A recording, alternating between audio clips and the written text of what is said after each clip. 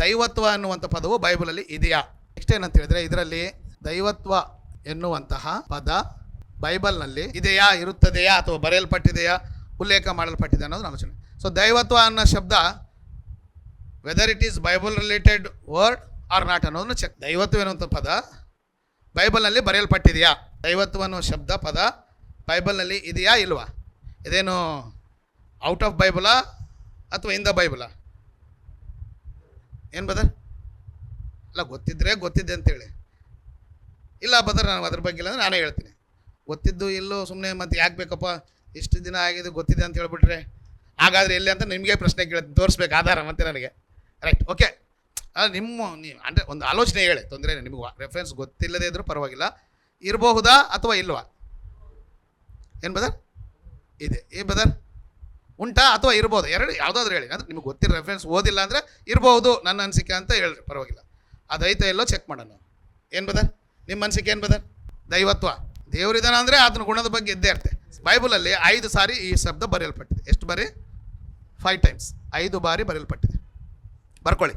ಈ ಶಬ್ದವು ದೈವತ್ವ ಎನ್ನುವಂಥ ಶಬ್ದವು mentioned in the Bible 5 times. ಎಷ್ಟು ಟೈಮ್ಸು? 5 ಟೈಮ್ಸ್. ಸೊ ಎಲ್ಲ ರೆಫರೆನ್ಸ್ ನಾನು ಕೊಡ್ತೀನಿ, ಓದ್ತೀನಿ, ನೀವು ನೋಟ್ ಮಾಡ್ಕೊಳ್ಳಿ. ಧರ್ಮೋಪದೇಶ ಕಾಂಡ 32:17 ಮೋಶೆ ಇಸ್ರಾಯೇಲನ್ನು ಉದ್ದೇಶಿಸಿ ಈ ರೀತಿಯಾಗಿ ಮಾಡ್ತಾನೆ. ಧರ್ಮೋಪದೇಶ ಕಾಂಡ 32:17. The book of Deuteronomy chapter 32 verse 17. The book of Deuteronomy chapter 32 verse 17. ಈ ಥರ ಬರ್ಕೊಂಡು ಧರ್ಮೋಪದೇಶ ಕಾಂಡ 32:17 ಆ ವಚನ ಎಲ್ಲ ಬರ್ಕೋಬೇಡಿ. ಅದಕ್ಕೆ ಸಂಬಂಧಪಟ್ಟಂಥ ಒಂದು ಪದನ ನಾನಿಲ್ಲಿ ಬಳಸ್ತೀನಿ, ಅದನ್ನು ಬೇಕಾದ್ರೆ ಬರ್ಕೊಳ್ಳಿ. ದೈವತ್ವವಿಲ್ಲದ ದೆವ್ವಗಳು, ದೇವರೇ ಅಲ್ಲದ ಕ್ಷುದ್ರ ದೇವತೆಗಳು. ರೈಟ್. ನಿಮ್ಮ ಕನ್ನಡ ಕೆಲವು ಅನುವಾದದಲ್ಲಿ ದೇವರಲ್ಲದ ಕ್ಷುದ್ರ ದೇವತೆಗಳನ್ನು ಬರೆಯಲ್ಪಟ್ಟಿದೆ. ಕೆಲವು ಅನುವಾದಗಳಲ್ಲಿ ಈ ದೈವತ್ವ ಎನ್ನುವಂಥ ಪದಕ್ಕೆ ದೇವರುಗಳಲ್ಲದ ಅಂತ ಶಬ್ದ ಬರೆಯಲ್ಪಟ್ಟಿದೆ ಕೆಲವು ಅನುವಾದಗಳಲ್ಲಿ. ಕೆಲವು ಕನ್ನಡದಲ್ಲಿ ಈ ದೈವತ್ವ ಅನ್ನೋ ಶಬ್ದ ಬಳಸಲ್ಪಟ್ಟಿದೆ. ನಿಮ್ಮ ಅನುವಾದಗಳಲ್ಲಿ ದೇವರುಗಳಲ್ಲದ ಅಂತ ಇರುತ್ತೆ. ಬೇಡ, ಓದ್ಬೇಡಿ ಬೇಡ. ನೈಟ್. ಇನ್ನು ಬೋರ್ಡ್ ಕಡೆ ನೋಡಿ, ಇಲ್ಲಿ ದೈವತ್ವವಿಲ್ಲದ ದೆವ್ವಗಳು ಓದ್ತೀನಿ ನೋಡ್ರಿ. ಅವರು ದೈವತ್ವವಿಲ್ಲದ ದೆವ್ವಗಳಿಗೆ, ತಾವರಿಯದ ದೇವತೆಗಳಿಗೆ, ನೂತನ ದೇವತೆಗಳಿಗೂ, ತಮ್ಮ ಪಿತೃಗಳು ಹೆದರದೆಯೂ ಇರುವ ದೇವತೆಗಳಿಗೆ ಬಲಿಯನ್ನು ಅರ್ಪಿಸಿದರು. ಇಲ್ಲಿ ಅನ್ಯ ದೇವತೆಗಳನ್ನು ಮೋಶೆ ದೆವ್ವಗಳು ಎಂಬುದಾಗಿ ಪ್ರಸ್ತಾಪ ಮಾಡ್ತೇವೆ. ದೆವ್ವಗಳು ಅಂತ ಹೇಳಿದ್ರೆ ಡೆಮಾನ್ಸ್ ಅಂತಲ್ಲ, ನಾವು ನೀವು ಮಾತಾಡ್ಕೊಡ್ತಕ್ಕಂಥ ದೆವ್ವಗಳಲ್ಲ. ಇಲ್ಲಿ ದೆವ್ವಗಳು ಎಂಬ ಈ ಶಬ್ದ ಅನ್ಯ ದೇವತೆಗಳನ್ನು ಕುರಿತು ಉಲ್ಲೇಖ ಮಾಡಲ್ಪಟ್ಟಿದೆ. ಹೌದಾ ಬದರ್? ದೆವ್ವಗಳೇನೋ ಅಂತ ಶಬ್ದ ಯಾರಿಗೂ ಉಪಯೋಗಿಸಿದಾರೆ ಇಲ್ಲಿ? ಅದಕ್ಕೆ ದೇವ್ರು ಏನು ಹೇಳ್ತಾ ಅಂದರೆ, ಇಸ್ರಾಯೇಲರು ಅವ್ರು ಮಾಡಿದಂಥ ಪಾಪವನ್ನು ಹೇಳ್ತಾ ದೈವತ್ವವಿಲ್ಲದ ದೆವ್ವಗಳಿಗೆ, ಅಂದರೆ ತಾವರಿಯದ ದೇವರುಗಳಿಗೆ, ದೇವತೆಗಳಿಗೂ, ನೂತನ ದೇವತೆಗಳಿಗೂ, ತಮ್ಮ ಪಿತೃಗಳು ಯಾರು ಹೆದರದೇ ಇರುವಂಥ ದೇವತೆಗಳಿಗೆ ಅವರು ಬಲಿಗಳನ್ನು ಕೊಟ್ಟರು ಎಂಬುದಾಗಿ ದೇವರು ಮಾತಾಡೋದು. ಅಂದರೆ ಈ ದೈವತ್ವವಿಲ್ಲದ ದೆವ್ವಗಳು ಎಂಬುದಾಗಿ ಅನ್ಯ ದೇವತೆಗಳನ್ನು ಕುರಿತು ಮಾತಾಡ್ತೀನಿ. ಈ ದೈವತ್ವ ಎನ್ನುವಂಥ ಶಬ್ದ ಮೊದಲನೇದಾಗಿ ಧರ್ಮೋಪದೇಶ ಕಾಂಡ 32:17 ಬರೆಯಲ್ಪಟ್ಟಿದೆ. ಹೀಗೆ ಬರ್ಕೊಳ್ಳಿ, ದೈವತ್ವವಿಲ್ಲದ ದೆವ್ವಗಳು ಎಂಬುದಾಗಿ. ಎರಡನೇದಾಗಿ ಯೆರೆಮೀಯನ ಪುಸ್ತಕ, ಯೆರೆಮೀಯನು 2ನೇ ಅಧ್ಯಾಯ 11ನೇ ವಚನ. ಯೆರೆಮೀಯನ ಪುಸ್ತಕ ದೈವತ್ವವಿಲ್ಲದ ದೇವರುಗಳು ಓದ್ತೀನಿ. ಅಲ್ಲಿ ಈ ರೀತಿಯಾಗಿ ಬರೆಯಲ್ಪಟ್ಟಿದೆ ನೋಡಿ. ದೈವತ್ವವಿಲ್ಲದ ತಮ್ಮ ದೇವತೆಗಳನ್ನು ಯಾವ ಜನಾಂಗದವರು ಎಂದಾದರೂ ಬದಲಾಯಿಸಿಕೊಂಡಿತೋ, ಆದರೆ ನನ್ನ ಜನರು ತಮ್ಮ ಮಹಿಮೆಯಾದ ನನಗೆ ಬದಲಾಗಿ ಕೆಲಸಕ್ಕೆ ಬಾರದ್ದನ್ನು ಆರಿಸಿಕೊಂಡಿದ್ದಾರೆ. ಇಸ್ರಾಯೇಲರನ್ನು ಖಂಡಿಸುತ್ತಾ, ಅವರ ವಿಗ್ರಹಾರಾಧನೆಯನ್ನು ಗದರಿಸುತ್ತಾ ಪ್ರವಾದಿಯಾದ ಯೆರೆಮೀಯನ ಮೂಲಕ ದೇವರು ಕರೆಯನ್ನು ಕೊಡ್ತಾ ಇದ್ದಾನೆ. ದೈವತ್ವವಿಲ್ಲದ ತಮ್ಮ ದೇವತೆಗಳನ್ನು ಯಾವ ಜನಾಂಗದವರಾದರೂ ಪ್ರಪಂಚದಲ್ಲಿ ಎಂದಾದರೂ ಬದಲಾಯಿಸಿಕೊಂಡರು. ಅಂದರೆ ಅನ್ಯ ಜನರು ದೈವತ್ವವಿಲ್ಲದ ದೇವರುಗಳನ್ನು ತಮ್ಮ ದೇವತೆಗಳನ್ನು ಯಾವತ್ತಿಗೂ ಚೇಂಜ್ ಮಾಡಲ್ಲ ಅಂತೆ. ಅವ್ರು ಯಾವತ್ತಿಗೂ ತಮ್ಮ ದೇವ್ರನ್ನ ಏನು ಮಾಡ್ಕೊಳ್ಳಲ್ಲ, ಎಕ್ಸ್ಚೇಂಜ್ ಮಾಡ್ಕೊಳ್ಳಲ್ಲ, ಆಮೇಲೆ ಚೇಂಜು ಮಾಡ್ಕೊಳ್ಳ. ಆದರೆ ಈ ಜನರು ನನ್ನನ್ನು ಬಿಟ್ಟು ಕೆಲಸಕ್ಕೆ ಬಾರದಂಥ ದೇವರುಗಳನ್ನು ಆರಿಸಿಕೊಂಡಿದ್ದಾರೆ. ನನ್ನನ್ನು ಬಿಟ್ಟು ತಮ್ಮ ಮಹಿಮೆಯಾದ ನನಗೆ ಬದಲಾಗಿ, ಇಸ್ರಾಯೇಲರಿಗೆ ಮಹಿಮೆ ದೇವರೇ, ತಮ್ಮ ಮಹಿಮೆಯಾಗಿರ್ತಕ್ಕಂಥ ನನಗೆ ಬದಲಾಗಿ ಅಂದರೆ in the place of god, in the place of me. So ನನಗೆ ಬದಲಾಗಿ ಕೆಲಸಕ್ಕೆ ಬಾರದ್ದನ್ನು ಆರಿಸಿಕೊಂಡಿದೆ. ಕೆಲಸಕ್ಕೆ ಬಾರದ್ದಂದ್ರೆ ಯಾವುದು? ಇಲ್ಲಿ ಬೋರ್ಡ್ ಕಡೆ ನೋಡಿ. ಕೆಲಸಕ್ಕೆ ಬಾರದಂದ್ರೆ ಯಾವುದು? ದೈವತ್ವವಿಲ್ಲದಂಥ ಅಂದರೆ ಅನ್ಯ ದೇವತೆಗಳು. ಪ್ರಪಂಚದಲ್ಲಿ ದೇವರು ಏನು ಹೇಳ್ತಿದ್ದ ಸಮಾಚಾರ, ಬೇರೆ ಜನಾಂಗದವರು ದೈವತ್ವವಿಲ್ಲದ ತಮ್ಮ ದೇವರುಗಳನ್ನು ಯಾವತ್ತೂ ಏನು ಮಾಡ್ಕೊಳ್ಳಲ್ಲ, ಬದಲಾಯಿಸ್ಕೊಳ್ಳ. ಈ ಜನರಾದರೂ ನನ್ನನ್ನು ತಮ್ಮ ಮಹಿಮೆಯಾದ ನನ್ನನ್ನು ಬದಲಾಯಿಸ್ಕೊಂಡಿದ್ದಾರೆ. ನನ್ನ ಪ್ಲೇಸ್ನಲ್ಲಿ ಏನು ಮಾಡಿದ್ದಾರೆ, ಕೆಲಸಕ್ಕೆ ಬಾರದ ದೇವರುಗಳನ್ನು ಇಟ್ಟುಕೊಂಡಿದ್ದಾರೆ. ಅವಕ್ಕೇನಿಲ್ಲ, ಅನ್ಯ ದೇವತೆಗಳಿಗೆ ಅನ್ಯ ದೇವರುಗಳಿಗೆ ಏನಿಲ್ಲ, ದೈವತ್ವ ಇಲ್ಲ, ದೇವ್ರ ಸ್ವಭಾವ ಇಲ್ಲ, ಅವು ನಾವು ಮಾಡಿಕೊಂಡಿರುವಂಥದ್ದು. ಸೊ ದೈವತ್ವ ಇಲ್ಲದ ದೆವ್ವಗಳು, ದೈವತ್ವ ಇಲ್ಲದಂಥ ದೇವರುಗಳು. ಮೂರನೇದಾಗಿ ಈ ಶಬ್ದ, ಈ ಪದ ಎಲ್ಲಿ ಬಳಸಲ್ಪಟ್ಟಿದೆ ಅಂತ ಹೇಳಿದ್ರೆ ಅಪೋಸ್ತಲ ಕೃತ್ಯಗಳು 17ನೇ ಅಧ್ಯಾಯ. ಅಪೋಸ್ತಲ ಕೃತ್ಯಗಳು 17ನೇ ಅಧ್ಯಾಯ 29ನೇ ವಚನ ಭಾಗದಲ್ಲಿ ಏನು ಹೇಳ್ತಿದ್ರೆ, ದೈವತ್ವವಿಲ್ಲದ ವಿಗ್ರಹಗಳು. ಅಪೋಸ್ತಲನಾದ ಪೌಲನು ಏಥೆನ್ಸ್ ಎಂಬ ಮಹಾಪಟ್ಟಣದಲ್ಲಿ ಸುವಾರ್ತೆಯನ್ನು ಸಾರುತ್ತಾ ಅವರ ವಿಗ್ರಹಗಳನ್ನು ನೋಡಿ ಆತ್ಮದಲ್ಲಿ ಪರಿತಾಪ ಹೊಂದಿದವನಾಗಿ ಅವರಿಗೀಗೆ ಸುವಾರ್ತೆಯನ್ನು ಸಾರ್ತಾ ಇದೆ. ನೋಡ್ರಿ, ನಾವು ದೇವರ ಸಂತಾನದವರಾಗಿದ್ದ ಮೇಲೆ ದೈವತ್ವವು ಮನುಷ್ಯರ ಶಿಲ್ಪವಿದ್ಯೆಯಿಂದಲೂ ಕಲ್ಪನೆಯಿಂದಲೂ ಕೆತ್ತಿರುವ ಚಿನ್ನ, ಬೆಳ್ಳಿ, ಕಲ್ಲುಗಳಿಗೆ ಸಮಾನವೆಂದು ನಾವು ಭಾವಿಸಬಾರದು. ನಾವು ದೇವರ ಸಂತಾನ. ಏಥೆನ್ಸಲ್ಲಿರ್ತಕ್ಕಂಥ ವಿಗ್ರಹ ಪೂಜೆ ಮಾಡ್ತಕ್ಕಂಥ ಜನರನ್ನು ಉದ್ದೇಶಿಸಿ ಪೌಲು ತನ್ನನ್ನು ಸೇರಿಸ್ಕೊಂಡು ಏನು ಹೇಳ್ತಂದರೆ, ನಾವು ದೇವರ ಸಂತಾನದವರಾಗಿದ್ದೇವೆ. ಅಂದರೆ ದೇವರ ಸಂತಾನ ಅಂದರೆ ಅರ್ಥ ಏನಂದರೆ ದೇವರಿಂದ ಹುಟ್ಟಿಸಲ್ಪಟ್ಟವರು, ದೇವರಿಂದ ಸೃಜಿಸಲ್ಪಟ್ಟವರು, ದೇವರಿಂದ ನಿರ್ಮಾಣಿಸಲ್ಪಟ್ಟವರು. ನಾವೆಲ್ಲ ದೇವರ ಸಂತಾನ. ದೇವರ ಸಂತಾನ ಆಮೇಲೆ ದೈವತ್ವವು ಮನುಷ್ಯನ ಶಿಲ್ಪವಿದ್ಯೆಯಿಂದಲೂ ಕಲ್ಪನೆಯಿಂದಲೂ ಕೆತ್ತಿರುವ ಚಿನ್ನ, ಬೆಳ್ಳಿ, ಕಲ್ಲುಗಳಿಗೆ ಸಮಾನವೆಂದು ನಾವು ಭಾವಿಸ್ತೀವಿ. ಅಂದರೆ ಪಾಯಿಂಟ್ ಏನಂದರೆ ದೈವತ್ವವಿಲ್ಲದ ವಿಗ್ರಹಗಳು. ಈಗ ವಿಗ್ರಹಗಳನ್ನ ಯಾವುದರಿಂದ ಮಾಡ್ತಾರೆ? ಚಿನ್ನ, ಬೆಳ್ಳಿ, ಬಂಗಾರ. ಮನುಷ್ಯ ಏನು ಮಾಡ್ತಾನೆ, ತನ್ನ ಶಿಲ್ಪ ಕಲೆ ವಿದ್ಯೆಯಿಂದಲೂ ಕಲ್ಪನೆಯಿಂದಲೂ ಏನು ಮಾಡ್ತಾನೆ, ಅದಕ್ಕೆ ರೂಪ, ಹೌದಲ್ಲ? ಸೊ ಅದಕ್ಕೆ ದೈವತ್ವ ಇದೆಯಾ? ಅವು ದೈವ ಸಮಾನನಾ? ಅದಕ್ಕೆ ಪೌಲನು ಏಥೆನ್ಸಲ್ಲಿ ಇರ್ತಕ್ಕಂಥ ಆ ಜ್ಞಾನಿಗಳಿಗೆ, ತತ್ವಜ್ಞಾನಿಗಳಿಗೆ ಆ ವಿಗ್ರಹಗಳನ್ನು ಪೂಜೆ ಮಾಡ್ತಕ್ಕಂಥ ಏಥೆನ್ಸ್ ತುಂಬ ವಿಗ್ರಹಗಳಿಂದ ತುಂಬಿಸಲ್ಪಟ್ಟಿದೆ. ಪೌಲನು ಒಂದಿನ ಅಲ್ಲೆಲ್ಲ ಆ ಏಥೆನ್ಸ್ ಪಟ್ಟಣದಲ್ಲಿ ಓಡಾಡಿದ ಮೇಲೆ, ವಿಸಿಟ್ ಮಾಡಿದ ಮೇಲೆ ಆ ಮೂರ್ತಿಗಳನ್ನು, ಆ ದೊಡ್ಡ ದೊಡ್ಡ ವಿಗ್ರಹಗಳನ್ನು ನೋಡಿ ಆತನ ಆತ್ಮ ದುಃಖದಿಂದ ತುಂಬಿಸಲ್ಪಡ್ತು. ಹಾಗೆ ಹೇಳ್ತಾನೆ, ನಾವು ದೇವರ ಸಂತಾನದವರಾಗಿದ್ದೇವೆ. ಆದ್ದರಿಂದ ದೈವತ್ವವು ಮನುಷ್ಯನ ಶಿಲ್ಪ ಕಲೆಯಿಂದ ಅಥವಾ ಕಲ್ಪಿಸಿದಂಥ ಚಿನ್ನ, ಬೆಳ್ಳಿ ಮುಂತಾದ ಆ ವಿಗ್ರಹಗಳಿಗೆ ಸಮಾನವಾದೆಂಬುದಾಗಿ ನಾವು ಭಾವಿಸಬಾರ್ದು. ಜೀವಸ್ವರೂಪನಾದ ಸೃಷ್ಟಿಕರ್ತನಾದ ದೇವರ ಕಡೆಗೆ ನೀವು ತಿರುಗಿಕೊಳ್ಳಿರಿ ಎಂಬುದಾಗಿ ಅವರಿಗೆ ಸುವಾರ್ತೆಯನ್ನು ಸಾರಿದೆ. ಸೊ ಪಾಯಿಂಟ್ ಏನಂದರೆ, ವಿಗ್ರಹಗಳಿಗೇನಿಲ್ಲ, ಚಿನ್ನ, ಬೆಳ್ಳಿ, ಬಂಗಾರ, ಮನುಷ್ಯನ ಶಿಲ್ಪ ಕಲೆ ವಿದ್ಯೆಯಿಂದಲೂ ಅವನ ಕಲ್ಪಿಸಿದಂತೆ ಎಷ್ಟೇ ದೊಡ್ಡ ವಿಗ್ರಹಕ್ಕೆ ಏನಿಲ್ಲ, ವಿಗ್ರಹಗಳಿಗೇನಿಲ್ಲ ಬದರ. ಅದು ಚಿನ್ನದಿಂದ ಮಾಡಿರ್ಬೋದು, ಬೆಳ್ಳಿಯಿಂದ ಮಾಡಿರ್ಬೋದು, ಹಿತ್ತಾಳೆಯಿಂದ ಮಾಡಿರ್ಬೋದು, ಕಲ್ಲಿನಿಂದ ಮಾಡಿರ್ಬೋದು, ಅಥವಾ ಕಟ್ಟಿಗೆಯಿಂದ ಮಾಡಿರ್ಬೋದು, ಯಾವುದಕ್ಕಾಗಿ ಮಾಡಿರ್ಬೋದು, ಅದರಲ್ಲಿ ಏನಿಲ್ಲ. ನಮ್ಮವರು ಕೂಡ ಭಾಳ ಜನ ಐಡ್ಲ್ ವರ್ಷಿಪ್ ಮಾಡ್ತಾರೆ ಮನೇಲಿ. ಮೇರಿ ಫೋಟೋನೋ, ಅವ್ರ ಫೋಟೋನೋ, ಇವ್ರ ಫೋಟೋನೋ ಇಟ್ಕೊಂಡು ಯಾರೋ ಕೆದ್ದಿಂತ ಬಂದು ಇಟ್ಕೊಂಡಿರ್ತಾರೆ. That should be according to the Bible. So in the form of any idol, ಯಾವುದೇ ರೂಪದಲ್ಲಿರ್ತಕ್ಕಂಥ ಮೂರ್ತಿಯನ್ನು ಏನು ಮಾಡಬಾರ್ದು, ಅದಕ್ಕೆ ದೈವತ್ವನೇ ಇಲ್ಲ. ಅರ್ಥ ಆಯ್ತು ಬದಲ್? ಇನ್ನು ನಿಮಗೆ RCM ಆದರೆ ಇದನ್ನೇ ಮಾಡ್ತಾರೆ. ಏನಂದ್ರೆ ನಿಮ್ಗೆ RCM ಗೊತ್ತಲ್ಲ, RCM ಅಂದರೆ ಟೋಟಲು ಅವರು ವಿಗ್ರಹಗಳನ್ನೇ ಇಟ್ಟುಕೊಂಡು ಮಾಡ್ತಾರೆ. ಇದು ಮೇರಿ ಐಡಲು ಅಥವಾ ಜೀಸಸ್ದು, ಇಲ್ಲ ಆದಸ್ ಇಲ್ಲದ ಸಿಲ್ಬೆ ಐಡಲ್ ಇಟ್ಕೊಂಡಿರ್ತಾರೆ, ಕ್ರಾಸ್. ಅದು ಏನದು, ಈಗ ಅವ್ರು ಮಾಡ್ಕೊಳ್ಳೋದಕ್ಕೂ ನೀವು ಮಾಡ್ಕೊಳ್ಳೋದಕ್ಕೆ ಏನಿದೆ ವ್ಯತ್ಯಾಸ? ಅವ್ರು ಯಾವುದೋ ಒಂದು ಬೊಂಬೆ ಮಾಡ್ಕೊತಾರೆ, ನೀನು ಮಾಡ್ತಾ ಇರೋದೇನು, ಬೊಂಬೆ ಪೂಜೆ ಮಾಡಬಾರ್ದು ಬದರ್, ವಿಗ್ರಹ ಪೂಜೆ. ಮತ್ತು ನೀನು ಮನೇಲಿ ಇಟ್ಕೊಂಡಿರೋದೇನು? ಅವ್ರನ್ನೇನೋ ಬೇಡ ಅಂತ ಹೇಳಿದೆ, ನೀನು ಅವಾಗ ಅಂತಾರೆ ನಮಗೆ ದೊಡ್ಡದಾದರೆ ನಿಮಗೆ, ಅದು ನಿಮಗೆ ದೊಡ್ಡದಾದ್ರೆ ನಮ್ಗೆ. ಈಗ ನೀನು ಅವ್ರಿಗೆ ಹೇಳಿದ್ದೇನೋ ನೀನು ಮಾಡ್ತಾ ಇರೋದು. ಸೊ ಯಾವುದೇ ಫಾರ್ಮೆಟ್ನ ಐಡಲ್ನ ಏನು ಮಾಡಬಾರ್ದು, ಪೂಜೆ ಮಾಡಬಾರ್ದು. ಯಾಕಂತೆ ಆ ಐಡಲ್ಗಳಿಗೆ, ಆ ವಿಗ್ರಹಗಳಿಗೆ ಏನಿಲ್ಲ. ಇವು ಮೂರು ಬೈಬಲಲ್ಲಿ ನೆಗೆಟಿವ್ ಆಗಿ ಹೇಳಿರೋದು. ಇವ್ರು ಏನಂತಾರೆ ಅಂದರೆ ನೆಗೆಟಿವ್ ಸ್ಟೇಟ್ಮೆಂಟ್ಸ್ ಅಂತಾರೆ. ದೈವತ್ವವಿಲ್ಲದ, ಬೈಬಲಲ್ಲಿ ಉಲ್ಲೇಖ ಮಾಡಲ್ಪಟ್ಟ ದೈವತ್ವ ಎನ್ನುವಂಥ ಈ ಶಬ್ದದಲ್ಲಿ 3 ನೆಗೆಟಿವ್ ಮೋಡಲ್ಲಿ ಹೇಳಲ್ಪಟ್ಟಿವೆ, ನಕಾರಾತ್ಮಕವಾಗಿ ಹೇಳಲ್ಪಟ್ಟಿವೆ. ಇನ್ನು 2 ಸಂದರ್ಭಗಳು ದೇವ್ರ ಬಗ್ಗೆ ಹೇಳುತ್ತಾ ಪಾಸಿಟಿವ್ ಆಗಿ ಹೇಳಲ್ಪಟ್ಟಿವೆ. ಸಕಾರಾತ್ಮಕ ಅಂತಾರೆ, ನಕಾರಾತ್ಮಕ, ನೆಗೆಟಿವ್ ಅಂಟು. ಈ 3 ಸಂದರ್ಭಗಳು ಇವು ನೆಗೆಟಿವ್ ಸ್ಟೇಟ್ಮೆಂಟ್ಸ್. ಇವೆಲ್ಲ ನೆಗೆಟಿವ್ ಸ್ಟೇಟ್ಮೆಂಟ್ಸ್. ಅಂದರೆ ದೈವತ್ವವಿಲ್ಲದ ದೆವ್ವಗಳು, ದೈವತ್ವ ಇಲ್ಲದ ದೇವರುಗಳು, ದೈವತ್ವವಿಲ್ಲದ ವಿಗ್ರಹಗಳು. ಇಂದ ಏನಂದರೆ ನೆಗೆಟಿವ್ ಮೋಡ್. Negative States. ಇನ್ನೆರಡು ಸಂದರ್ಭ ಇದೆಯಲ್ಲ, ಅದು ಪಾಸಿಟಿವ್ ಮೋಡಲ್ಲಿ ದೇವರಿಗೂ ಕ್ರಿಸ್ತನಿಗೂ ಹೇಳಲ್ಪಟ್ಟಂಥ ಶಬ್ದಗಳು. ನಾಲ್ಕನೇದಾಗಿ ರೋಮಾಪುರದವರಿಗೆ ಬರೆದ ಪತ್ರಿಕೆ 1ನೇ ಅಧ್ಯಾಯ 20ನೇ ವಚನದಲ್ಲಿ ಏನಿದೆ ಅಂದರೆ, ದೈವತ್ವವು ಹೊಂದಿರುವ ಒಂದ್ಸಲ ನಾವು ಓದ್ತೀವಿ ನೋಡಿ. ರೋಮಾಪುರದವ್ರಿಗೆ ಬರೆದ ಪತ್ರಿಕೆ 1ನೇ ಅಧ್ಯಾಯ 20ನೇ ವಚನ. ಕಣ್ಣಿಗೆ ಕಾಣದಿರುವ ಆತನ ಗುಣಲಕ್ಷಣಗಳು, ಅಂದರೆ ಆತನ ನಿತ್ಯಶಕ್ತಿಯು, ದೈವತ್ವವು, ಜಗದುತ್ಪತ್ತಿ ಮೊದಲುಗೊಂಡು ಆತನು ಮಾಡಿದ ಸೃಷ್ಟಿಗಳ ಮೂಲಕ ಬುದ್ಧಿಗೆ ಗೊತ್ತಾಗಿ ಕಾಣಬರುತ್ತದೆ.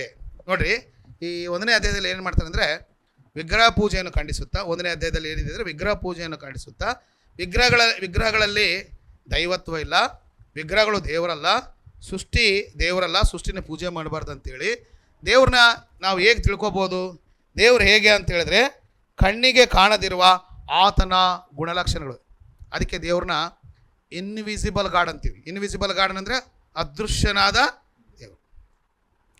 ಅದೃಶ್ಯನಾದ ದೇವರಿಗೆ ಇನ್ವಿಸಿಬಲ್ ಅಟ್ರಿಬ್ಯೂಟ್ಸ್ ಇವೆ, ಅಂದರೆ ಅದೃಶ್ಯವಾದ ಗುಣಲಕ್ಷಣಗಳು. ಆತನ ಗುಣಲಕ್ಷಣಗಳು ಅಂದರೆ ಆತನ ನಿತ್ಯಶಕ್ತಿಯು, ದೈವತ್ವವು, ಜಗದುತ್ಪತ್ತಿ ಮೊದಲುಗೊಂಡು ಆತನು ಮಾಡಿದ ಸೃಷ್ಟಿಗಳ ಮೂಲಕ ಬುದ್ಧಿಗೆ ಗೊತ್ತಾಗಿ ಕಾಣುವ. ಅಂದರೆ ದೇವರು ಇದ್ದಾನೆ, ಆತನ ಸ್ವಭಾವ ಹೇಗೆ ಅನ್ನೋದನ್ನ ದೇವರು ಸೃಷ್ಟಿಸಿದಂಥ ಈ ಸೃಷ್ಟಿಯ ಮೂಲಕ ಮನುಷ್ಯ ಬುದ್ಧಿಗೆ ಹೋಗ್ತದೆ. ಆಕಾಶವನ್ನು ನೋಡು, ಆಕಾಶ ನಕ್ಷತ್ರಗಳನ್ನು ನೋಡು, ಸೂರ್ಯಚಂದ್ರ ನಕ್ಷತ್ರ ನೋಡು, ಸಾಗರ ಸಮುದ್ರಗಳನ್ನು ನೋಡು, ಗಿಡಮರಗಳನ್ನು ನೋಡು, ಮನುಷ್ಯರನ್ನು ನೋಡು. ಇವೆಲ್ಲ ಹೇಗೆ ಬಂದವು ಬದರ್? ಅಂದರೆ ಸೃಷ್ಟಿ ಇದೆ, ಅಂದರೆ ಕ್ರಿಯೇಷನ್ ಇದೆ. ಕ್ರಿಯೇಷನ್ ಬಿಹೈಂಡ್ ಯಾರು ಇರ್ತಾರೆ? ಕ್ರಿಯೇಟರು ಇರ್ತಾರೆ. ಈಗ ಇದು ಒಂದು ಟೇಬಲ್ ಇದೆ, ಈ ಟೇಬಲ್ ಎಲ್ಲಿಂದ ಬಂದು ಬದರ್? ಇದು ತನ್ನಷ್ಟಾನೇ ಬಂದಿದೆ, ಇದನ್ನು ಯಾರಾದ್ರು ಮಾಡಿದಾರ? ಏನು ಬದರ್? ನಾನು ಫ್ರಾನ್ಸಿಸ್ ಬದರ್ ಕೇಳಿದೆ, ಬದರ್ ಈ ಟೇಬಲ್ ಚೆನ್ನಾಗಿದೆ, ಎಲ್ಲಿಂದ ತಂದ್ರೆ? ಏನೋ ಗೊತ್ತಿಲ್ಲ ಬದರ್, ಅದು ತನ್ನಷ್ಟು ತಾನೇ ಬಂದಿದೆ ಅಂತ ಅವ್ರು ಹೇಳ್ತಾರೆ. ಸುಮ್ಮನೆ ಹೇಳಿದ್ರೆ ಅಂದ್ಕೊಳ್ಳಿ, ಆ ಸ್ಟೇಟ್ಮೆಂಟ್ ಕರೆಕ್ಟಾ? ಈಗ ನನ್ನ ಕಡೆಯಲ್ಲಿ ಇದು ಉಂಗುರ ಇದೆ ಅಥವಾ ವಾಚ್ ಇದೆ ಅಂದ್ಕೊಳ್ಳಿ, ಅಥವಾ ಈಗ ಗೋಗಲ್ ಇದೆ. ನೀವು ಕೇಳ್ತೀರಿ ಬದರ್ ಚೆನ್ನಾಗಿದೆ ಎಲ್ಲಿಂದ ಅಂತಂದ್ರೆ, ಏನೋ ಬದರ್ ಗೊತ್ತಿಲ್ಲ, ನನ್ನ ಕಣ್ಣಿಗೆ ಹಾಗೆ ಬಂದಿದೆ ಅಂತ ಹೇಳಿದ್ರೆ. ಸೊ ಒಂದು ವಸ್ತು ಇದೆ ಅಂದರೆ ಅದ್ರ ಮೇಕರು ಅದು. ಸೊ ಒಂದು ಬುಕ್ ಇದೆ, ಒಂದು ಇದು ಬಾಟ್ಲಿದೆ, ಇದ್ರ ಮೇಲೆ ಇದೆ ನೋಡಿ ಯಾರು ತಯಾರು ಮಾಡಿದ್ರು ಕೂಡ. So made in India, made in China, made in Japan, ನಾವೆಲ್ಲರೂ ನಮ್ಮ ವಸ್ತುಗಳ ಮೇಲೆ ಇರುತ್ತೆ, ಹೌದಲ್ಲ ಬದರ್? ವಾಚ್ ಎಲ್ಲರ ಮೇಲೆ made in Japan, made in China, made in America, ಆ ಪ್ರಾಡಕ್ಟ್ ತಯಾರು ಮಾಡೋದ್ಮೇಲೆ ಇರುತ್ತೆ, ಹೌದಲ್ಲ? ಸೊ ಎಲ್ಲ ವಸ್ತುಗಳು ಭೂಮಿ ಮೇಲೆ ಇರ್ತಕ್ಕಂಥ ವಸ್ತುಗಳಿಗೆ ಅವನು ತಯಾರು ಮಾಡಿದಂಥವ್ರು ಯಾರು ಇರ್ತಾರೆ. ಹಾಗಾದರೆ ಈ ಸೃಷ್ಟಿಯಲ್ಲಿರ್ತಕ್ಕಂಥ ಈ ಅದ್ಭುತ ಸೂರ್ಯಚಂದ್ರ ನಕ್ಷತ್ರಗಳು, ಗ್ರಹಗಳು, ಗ್ಯಾಲಾಕ್ಸಿಗಳು, ಸಪ್ತ ಸಮುದ್ರ ಸಾಗರಗಳು, ಕಾಡು ಪ್ರಾಣಿಗಳು, ವನ್ಯಮೃಗಗಳು, ಡೊಮೆಸ್ಟಿಕ್ ಅನಿಮಲ್ಸು, ಈ ಸೃಷ್ಟಿಯೆಲ್ಲ ಜಗದುತ್ಪನ್ನಗೊಂಡು ಈ ಸೃಷ್ಟಿಯನ್ನು ನೋಡಿದ್ರೆ ನಿಮಗೆ ಏನು ಅನಿಸುತ್ತೆ? ಬದರ್? ಏನು ಅನಿಸುತ್ತೆ? ಚೆನ್ನಾಗಿದೆ ಏನು ಅನಿಸುತ್ತೆ ಬದರ್? ಏನು ಅನಿಸ್ಬೇಕು? ಸೃಷ್ಟಿಯನ್ನು ನೋಡಿದ್ರೆ ನಮಗೆ ಯಾರು ನೆನಪಾಗಬೇಕು? ದೇವ್ರು ನೆನಪಾಗಬೇಕು. ಅದಕ್ಕೆ ದೇವರು ಸೃಷ್ಟಿಯನ್ನು ನೋಡು, ಆಕಾಶದ ಪಕ್ಷಿಗಳನ್ನು ನೋಡು ಅಂತ ಹೇಳ್ದ ಯೇಸು ಕ್ರಿಸ್ತನ. ಮತ್ತೇನು ಏನು ತಿನ್ನಬೇಕು, ಏನು ಕುಡಿಬೇಕು, ಏನು ಹತ್ಕೊಳ್ಬೇಕು? ಆಕಾಶದ ಪಕ್ಷಿಗಳನ್ನು ನೋಡ್ರಿ. ಅಡವಿಯಲ್ಲಿ ಇರ್ತಕ್ಕಂಥ ಒಂದು ಫ್ಲವರ್ನ ನೋಡ್ರಿ, ಅದರ ವೈಭವ, ಸೊಲೊಮೋನ ವೈಭವ, ಆ ಹೂವಿನ ವೈಭವದ ಮುಂದೆ ಏನು ಕೆಲಸ? ಕೆಲವೊಂದು ಸಾರಿ ಸೃಷ್ಟಿಯನ್ನು ನೋಡಿ, ಸೃಷ್ಟಿಯಲ್ಲಿರ್ತಕ್ಕಂಥ ಪಕ್ಷಿಗಳನ್ನು ನೋಡಿ ನೀವು ಆಲೋಚನೆ ಮಾಡಿರಿ ಎಂಬುದಾಗಿ ಹೇಳ್ತಾರೆ. ಇನ್ನು ಜ್ಞಾನೋಕ್ತಿಗಳ ಇರುವೆಗಳನ್ನು ನೋಡ್ರಿ ಅಂತಾನೆ. ನೋಡಿದ್ರಾ? ಇರುವೆಗಳನ್ನು ನೋಡಿ ಬುದ್ಧಿ ತಂದುಕೋ ಅಂತ ಹೇಳ್ತಾನೆ, ಸೋಂಬೇರಿಗಳಿಗೆ ಹೇಳ್ತಾನೆ. ಇರುವೆಗಳನ್ನು ನೋಡಿ ಅದರ ನಡತೆಯನ್ನು ಕಲ್ತ್ಕೋ, ನೀನು ಸೋಂಬೇರಿ, ವೈ ಯು ಆರ್ ಲೇಜಿ. ಅವು ನೋಡು, ಮೊದಲು ಆ ಮಳೆಗಾಲ ಬರೋದಕ್ಕೆ ಮುಂಚೆ ರೈರಾಗಿ ಹೋಗಿ ಏನು ಮಾಡ್ತವೆ? ಆಹಾರವನ್ನು ಶೇಖರಣೆ ಮಾಡಿ ಇಟ್ಕೊಳ್ತೇವೆ. So look at the ant ಅಂತ ಹೇಳ್ತೀನಿ. ಸೊ ಲುಕ್ ಎಟ್ ದ, ನಮ್ಗೆ ಗೊತ್ತಿಲ್ವ, ನಾವು ನೋಡಿಲ್ಲ ಮನೇಲಿ, ದೇವ್ರು ಮತ್ತೆ ನೋಡು ಅಂತ ಹೇಳ್ಬೇಕಾ ಅಂತಲ್ಲ. ನೀನು ನೋಡೋ ದೃಷ್ಟಿ ಬೇರೆ, ದೇವ್ರು ನೋಡು ಅಂತ ಹೇಳುವಂಥ ದೃಷ್ಟಿ. ಸೊ ಆದ್ದರಿಂದ ಈ ಸೃಷ್ಟಿಯೆಲ್ಲ ನೋಡಿದ್ರೆ, ಸೊ ಈ ಸೃಷ್ಟಿಯ ಹಿಂದ್ಗಡೆ ಯಾರಿದ್ದಾರೆ? ಸೃಷ್ಟಿಕರ್ತನೂ ಇದ್ದಾನೆ. ವಿತೌಟ್ ಕ್ರಿಯೇಟರ್ ಕ್ರಿಯೇಷನ್ ಬರಲಿಕ್ಕೆ ಸಾಧ್ಯ ಇದೆಯಾ? ಸೊ ನಮ್ಮವರು ಒಂದು ಸೈನ್ಸಲ್ಲಿ ಬಿಗ್ ಬ್ಯಾಂಗ್ ಥಿಯರಿ, 2 ಗ್ರಹಗಳು ಡಿಕ್ಕಿಯಾಗಿ ಈ ಭೂಮಿ ಏನಾಯ್ತಂತೆ, ಏನು ಬದ 2 ಗ್ರಹಗಳು ಏನಾದವಂತೆ, ಈ ಥರ ಒಂದು ಮೊಬೈಲ್ ಕೊಡಿ. ಈ 2 ಗ್ರಹಗಳು ಏನಾದವು ಅಂದರೆ, 2 ಗ್ರಹಗಳು ಜೋರಾಗಿ ಡಿಕ್ಕಿ ಹೊಡ್ಕೊಂಡು ಇದರಲ್ಲಿ ಒಂದು ಚೂರು ಆಯ್ತಂತೆ. ಏನು ಬಿತ್ತು? ಭೂಮಿ. ಈಗ 2 ಡಿಕ್ಕಿ ಹೊಡೆದ್ರೆ ಏನಾಗ್ತಾವೆ? ಚೆನ್ನಾಗಿರ್ತೈತಾ? ಅಪ್ಪಚ್ಚಿ ಆಗುತ್ತಾ? ಈಗ ಯಾವುದಾದ್ರೂ ಎರಡು ವೆಹಿಕಲ್ಸ್ ಜೋರಾಗಿ ಬಂದು ಎರಡು ಸ್ಕೂಟರ್ಸು ಅಥವಾ ಎರಡು ವೆಹಿಕಲ್ಸು ಜೋರಾಗಿ ರ್ಯಾಶಾಗಿ ಬಂದು ಆಕ್ಸಿಡೆಂಟ್ ಆಯ್ತಂದರೆ ಇವು ನೋಡ್ಲಿಕ್ಕೆ ಚೆನ್ನಾಗಿರ್ತಾವ ಎಲ್ಲ ಅಪ್ಪಚ್ಚಿ ಆಗ್ಬಿಡ್ತಾವ. ಹೌದು, ಡೂಮ್ ಹೊಡೆದೋಗಿರುತ್ತೆ, ಲೈಟ್ ಹೊಡೆದೋಗಿರುತ್ತೆ, ಬ್ರೇಕ್ ಮೇಲೆ ಎದ್ದಿರುತ್ತೆ, ಆ ಗ್ಲಾಸ್ ಎಲ್ಲ ಹೊಡೆದವ್ರು ಪುಡಿ ಪುಡಿ ಆಗಿರುತ್ತೆ. ಈಗ ನೋಡ್ರಿ ಹಂಗಿದೆಯಾ ಈ ಸೃಷ್ಟಿ? Big bang theory is wrong. ಎರಡು ಗ್ರಹಗಳು ಡಿಕ್ಕಿ ಆದರೆ ಅದರಲ್ಲಿ ಒಂದು ಚೂರು ಹೊಡಿತಂತೆ, ಮತ್ತು ಚೂರಿದ್ರೆ ಇದು ಭೂಮಿ ಹಸ್ತವಸ್ತೆ ಎಷ್ಟು ಸುಂದರವಾಗಿದೆ. ಸೊ ಬಿಗ್ ಬ್ಯಾಂಗ್ ಥಿಯರಿ ಸೈನ್ಸಲ್ಲಿ ಇದು it's full statement. So true ಏನಂತ ಹೇಳಿದ್ರೆ, ದೇವರು ಆದಿಯಲ್ಲಿ ಭೂಮಿ ಆಕಾಶಗಳನ್ನು ಆದಿಕಾಂಡ 1ನೇ ಅಧ್ಯಾಯ ಮೊದಲನೇ ಪೇಜ್ ಓದಿದ್ರೇ ಇರುತ್ತೆ. ಅದಕ್ಕೆ ಲಕ್ಷಾನುಗಟ್ಟಲೆ ಕೋಟ್ಯಾನುಗಟ್ಟಲೆ ಖರ್ಚಿಟ್ಬಿಟ್ಟು ಸೈಂಟಿಸ್ಟ್ಗಳು ಅದನ್ನು ಕಂಡುಹಿಡಬೇಕು ಇದನ್ನು ಕಂಡುಹಿಡಬೇಕಂತಾರೆ. ಏನು ಓದೋದು ಬೇಕಿಲ್ಲ, ಒಂದು 5 ನಿಮಿಷ ಆದಿಕಾಂಡ ಪುಸ್ತಕ ಮೊದಲನೇ ಪ್ರಾರಂಭದ ಪೇಜನ್ನು ಓದಿದರೆ ಸಾಕು, ದೇವರು ಸೃಷ್ಟಿಯನ್ನು ಹೇಗೆ ಮಾಡಿದ, ಮನುಷ್ಯನ ಹೇಗೆ ಮಾಡಿದ ಅನ್ನೋ ಇನ್ಫಾರ್ಮೇಷನು ಇರುತ್ತೆ. ಸೊ ಆದ್ದರಿಂದ ದೈವತ್ವ ಹೊಂದಿರುವಂಥ ದೇವರು. ಸೊ ದೇವರ ಗುಣಲಕ್ಷಣಗಳು ನಮ್ಗೆ ಎಲ್ಲಿ ಕಾಣಿಸ್ತದೆ? ಸೃಷ್ಟಿಯಲ್ಲಿ. ಇದು ಪಾಸಿಟಿವ್ ಆಗಿ ಹೇಳಿರ್ತಕ್ಕಂಥ ಸಮಾಚಾರ. ಇನ್ನು 5ನೇದಾಗಿ ಕೊಲಸ್ದವ್ರಿಗೆ ಬರೆದ ಪತ್ರಿಕೆ, ಕೊಲಸ್ಸೆ 2ನೇ ಅಧ್ಯಾಯ. ಇಲ್ಲಿ ದೈವತ್ವ ಹೊಂದಿರ್ತಾ ಕ್ರಿಸ್ತನಿಗೆ ದೈವತ್ವ ಇದೆ, ಆತನು ದೇವರು, ಆತನು ದೈವ ಸ್ವಭಾವವುಳ್ಳವನು ಎಂಬುದನ್ನು ನಾಸ್ಟಿಕ್ಸ್ ಎಂಬ ಸಿದ್ಧಾಂತ ಕೊಲಸ್ಸಿ ಪ್ರಾಂತದಲ್ಲಿ ಹಬ್ಬಿ, ಯೇಸು ಕ್ರಿಸ್ತನು ಬರೀ ಮನುಷ್ಯನು, ಆತನು ದೈವ ಸಮಾನಲ್ಲ, ಆತನಿಗೆ ದೈವ ಸ್ವರೂಪ ಅಲ್ಲ, ಆತನಿಗೆ ಡಿವೈನಿಟಿ ಇಲ್ಲ, ದೈವ ಸ್ವಭಾವ ಇಲ್ಲ ಎಂಬುದಾಗಿ ಕೊಲಸ್ಸಿ ಪ್ರಾಂತದಲ್ಲಿ ಈ ಸುದ್ದಿ ಹಬ್ಬುತ್ತಾ ಇರಬೇಕಾದ್ರೆ ಪೌಲನು ಈ ಪತ್ರಿಕೆಯನ್ನು ಬರೆದು, so Christ as A divinity, ಕ್ರಿಸ್ತನಿಗೆ ದೈವತ್ವ ಇದೆ, ಆತನು ಈ ಲೋಕಕ್ಕೆ ಬರುವುದಕ್ಕೆ ಮೊದಲು ಆತನು ದೇವರಾಗಿದ್ದನು. ಹೌದಾ ಬದರ್? ಯೇಸು ಕ್ರಿಸ್ತನು ಮನುಷ್ಯನಾಗುವುದಕ್ಕಿಂತ ಮೊದಲು ಆತನ ಸ್ಥಿತಿ ಏನು? ದೇವರು. ಏನು ಬದರ್? ದೇವರು. ಬೈಬಲ್ ಹೇಳುತ್ತೆ, ಮನುಷ್ಯನ ರಕ್ತ ಮಾಂಸಗಳನ್ನು ಧರಿಸಿಕೊಳ್ಳುವುದಕ್ಕೆ ಬರುವುದಕ್ಕಿಂತ ಮುಂಚೆ ದೇವರು ಆತನನ್ನು ಕಳಿಸೋದಕ್ಕಿಂತ ಮೊದಲು, ತಂದೆಯಾದ ದೇವರು ಆತನ ಕಳಿಸೋದಕ್ಕೆ ಮೊದಲು ಆತನ ಸ್ಥಾನಮಾನ ಏನಾಗಿತ್ತು? ದೇವದೂತನ? ಆತನ ದೇವರು. ಕೆಲವರು ದೇವದೂತನ ಅಂತ ಹೇಳ್ತಾರೆ. ಹಳೆ ಒಡಂಬಡಿಕೆಯಲ್ಲಿ ದೇವದೂತನ ಕಂಡಾಗ ನೋಡಿ ಬದರ್ ದೇವದೂತ ಯೇಸು ಕ್ರಿಸ್ತ ಅಂತಾರೆ, ದೇವರು ಅಂತ ಹೇಳ್ತಾರೆ, ಮತ್ತು ದೇವದೂತನ ಅಂತಾರೆ. Whether angel is equal to God. So Yesu ಕ್ರಿಸ್ತನ ಕಡಿಮೆ ಮಾಡ್ಬೋದು. ಯೇಸು ಕ್ರಿಸ್ತನು ದೇವದೂತನಲ್ಲ, ಮನುಷ್ಯನಾಗಿ ಬಂದ ಮೇಲೆ ಮನುಷ್ಯನು. So before that he is absolutely 100% God. ಯೋಹಾನ ಬರೆಸುವಾರ್ತೆ 1ನೇ ಅಧ್ಯಾಯ 1ನೇ ವಚನ ಆಮೇಲೆ ತೋರಿಸ್ತೀನಿ. ಸೊ ಯೇಸು ಕ್ರಿಸ್ತನು ಮನುಷ್ಯನಾಗಿ ಬರುವುದಕ್ಕಿಂತ ಮೊದಲೇ ಈಸ್ 100% ಅಬ್ಸಲ್ಯೂಟ್ಲಿ ಗಾಡ್. ಆತನ ದೇವರು, ದೈವ ಸ್ವಭಾವ ಉಳ್ಳಂಥ ವ್ಯಕ್ತಿ. ಈ ಪತ್ರಿಕೆಯಲ್ಲಿ, ಕೊಲಸ್ದವ್ರ ಪತ್ರಿಕೆ ಕ್ರಿಸ್ತನ ದೈವತ್ವವನ್ನು ಸ್ಥಾಪಿಸಲು ಬರೆದಂಥ ಪತ್ರಿಕೆ ಆಗುತ್ತೆ. ನೋಡ್ರಿ 2ನೇ ಅಧ್ಯಾಯ 9 ವಚನ. ಯಾಕೆಂದರೆ ದೈವತ್ವದ ಸರ್ವ ಪರಿಪೂರ್ಣತೆಯು ಕ್ರಿಸ್ತನಲ್ಲಿ ಅವತರಿಸಿ ವಾಸ ಮಾಡುತ್ತದೆ. ಇನ್ನೊಂದು ಬಾರಿ ಒತ್ತು ನೋಡ್ರಿ, ಕೊಲಸ್ಸೆ 2:9. ಯಾಕೆಂದರೆ ದೈವತ್ವದ ಸರ್ವ ಪರಿಪೂರ್ಣತೆಯು ಕ್ರಿಸ್ತನಲ್ಲಿ ಅವತರಿಸಿ ವಾಸ ಮಾಡುತ್ತದೆ. ಈ ಶಬ್ದ ಏನು ಹೇಳುತ್ತಂದರೆ, ಕ್ರಿಸ್ತನಿಗೆ ದೈವತ್ವ ಇದೆ. Point should be clear. ಭಾಳ ಜನ ಏನು ಹೇಳ್ತಾರೆ ಅಂದರೆ, ನನ್ನ ಬಗ್ಗೆ ಯೇಸು ಕ್ರಿಸ್ತನು, ಜ್ಞಾನಾನಂದ ಬ್ರದರು ಯೇಸು ಕ್ರಿಸ್ತನ ದೇವರಲ್ಲ ಅಂತ ಹೇಳ್ತಾರೆ ಅಂತೇಳಿ ನನ್ನ ಮೇಲೆ ಅಪವಾದ ಮಾಡ್ತಾರೆ. ನಾನು ದೇವರಲ್ಲ ಅಂತ ಎಲ್ಲಿ ನಾನು ಯೂಟ್ಯೂಬ್ಸಲ್ಲಿ ನೋಡ್ಕೊಳ್ರಿ, ನಾನು ಎಲ್ಲನ ಪ್ರಸಂಗ ಮಾಡಿದ್ದು ನೋಡ್ಕೊಳ್ಳಿ, ಎಲ್ಲ ನೋಡ್ಕೊಳ್ಳಿ. ದೇವರ ವಾಕ್ಯದಲ್ಲಿ ಯೇಸು ಕ್ರಿಸ್ತನಿಗೆ ದೈವತ್ವ ಇಲ್ಲ, ಆತನು ದೇವರಲ್ಲ ಅಂತ ನಾನು ಹೇಳೋದೇ ಇಲ್ಲ. ಒಂದು ವೇಳೆ ಹೇಳಿದ್ರೆ ನಾನು ದೇವರ ವಾಕ್ಯವನ್ನು ಮೀರಿದವನಾಗುತ್ತೇನೆ. ನಿಮಗೂ ಯಾರಾದರೂ ಹೇಳಿರ್ಬೋದು, ಇವರು ನಂಬೇಡಿ, ಇವರು ದೇವರಲ್ಲ ಅಂತ ಹೇಳ್ತಾರೆ ಅಂತ ಹೇಳಿರ್ಬೋದು, ನಿಮಗೆ ನನ್ನ ಬಗ್ಗೆ ಹೇಳಿರ್ಬೋದು. ಬದಲು ಹೇಳಿದ್ದಾರೆ ಯಾರಾದರೂ ಹೇಳಿರ್ಬೋದು, ಇಟ್ ಮೇ ಬಿ. ನಾನು ಆ ರೀತಿಯಾಗಿ ಹೇಳೋದು. ಬೈಬಲಲ್ಲಿದೆ, ಯೇಸು ಕ್ರಿಸ್ತನಿಗೆ ದೈವತ್ವ ಇದೆ. Is absolutely god. S Badr, ಆತನ ದೇವರು. ಈ ಆ್ಯಸ್ ಎ ಡಿವೈನಿಟಿ. ಸೊ ಲೋಕಕ್ಕೆ ಬರುವುದಕ್ಕೆ ಮೊದಲು, ರಕ್ತ ಮಾಂಸಗಳನ್ನು ಧರಿಸಿಕೊಳ್ಳೋದಕ್ಕೆ ಮೊದಲು ಆತನ ಎಲ್ಲಿಂದ ಬಂದಿದ್ದಾನೆ? ಎಲ್ಲಿಂದ ಬಂದಿದ್ದಾನೆ? ಬಂದರೆ ಅದನ್ನು ಪರಲೋಕದಿಂದ ಬಂದಾನೆ. ಪರಲೋಕದಲ್ಲಿದ್ದರೆ ಯಾರು? ಪರಲೋಕದಲ್ಲಿದ್ದರೆ ಒಂದು ದೇವದೂತರು ಇರಬೇಕು, ಇಲ್ಲ ದೇವರು ಇರಬೇಕು. ಎರಡೇ ಪಾಸಿಬಲ್. ಮನುಷ್ಯರು ಯಾರು ಇರಲಿಕ್ಕೆ ಸಾಧ್ಯ ಇಲ್ಲ. So whether Christ is a angel, ಆತನ ದೇವದೂತನ? ಸೊ ದೇವದೂತನ ಅಲ್ಲ ಅಂದರೆ ಎರಡನೇ ಆಪ್ಷನ್ ಏನು? ಕ್ಲಿಯರ್ ಬದರ್? ಯೇಸು ಕ್ರಿಸ್ತನು ಮನುಷ್ಯನ ರೂಪವನ್ನು ತಾಳಿ ಬರುವುದಕ್ಕಿಂತ ಮೊದಲು ಆತನು ದೈವತ್ವವುಳ್ಳವನು, ದೇವರಾಗಿದ್ದನು. ಆ ದೈವತ್ವ, ಆ ಸ್ವಭಾವವನ್ನು ಬಿಟ್ಟು ಆತನು ಮನುಷ್ಯನ ಆಕಾರವನ್ನು ಧರಿಸಿಕೊಂಡು ಪಾಪಿಗಳಿಗಾಗಿ ಏನು ಮಾಡಿದಂದರೆ, ಆತನು ತಂದೆಯಾದ ದೇವರಿಂದಲೂ ಕಳಿಸಲ್ಪಟ್ಟನು. ಕ್ಲಿಯರ್ ಆಯಿತು ಬದರ್? ಯೇಸು ಕ್ರಿಸ್ತನಿಗೆ ಏನಿದೆ? ನಾನು ಹೇಳ್ತಾ ಇದ್ದೀನಿ, ನೀವು ನಂಬ್ತಾ ಇದ್ದೀರಾ? ರೈಟ್. ಯೇಸು ಕ್ರಿಸ್ತನು ಮನುಷ್ಯನಲ್ಲ, ಯೇಸು ಕ್ರಿಸ್ತನ ದೇವದೂತನು ಕೂಡ ಅಲ್ಲ. ಕೆಲವರು ದೇವದೂತರು ಮನುಷ್ಯರೆಂದು ವಾದಿಸುವಂಥ ಜನರು ಇದ್ದಾರೆ.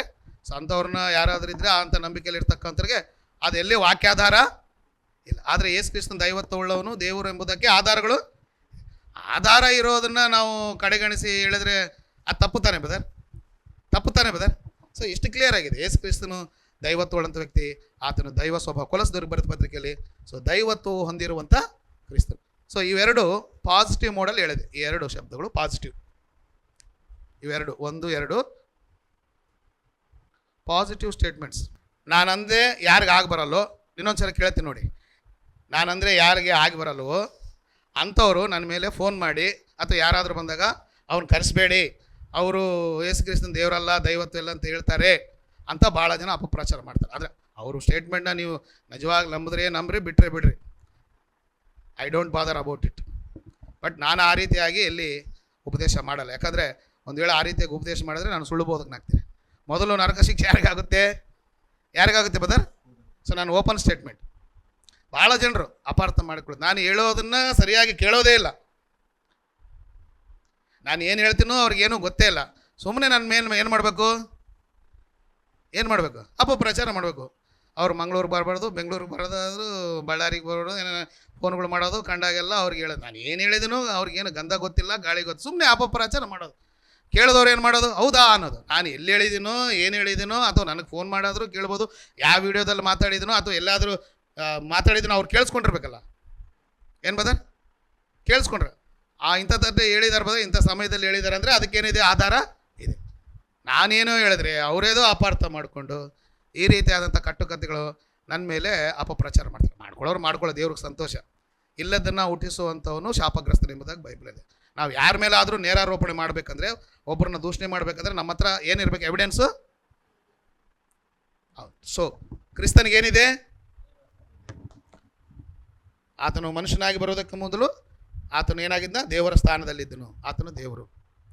ಆಮೇಲೆ ಆತನು ರಕ್ತ ಮಾಂಸ ಧರಿಸ್ಕೊಂಡು ಬಂದ. ಆದ್ದರಿಂದ ದೈವತ್ವ ಹೊಂದಿರುವ ಕ್ರಿಸ್ತನು ಎಂಬುದಾಗಿ ಕೊಲಸ್ಸಿ 2:9 ಹೇಳ್ಬಿಡ್ತದೆ. ಈ 5 ಕಡೆ ಬಿಟ್ಟರೆ, ಈ 5 ಸಂದರ್ಭಗಳಲ್ಲಿ ದೈವತ್ವವು ಎನ್ನುವಂಥ ಶಬ್ದ ಇದೆ.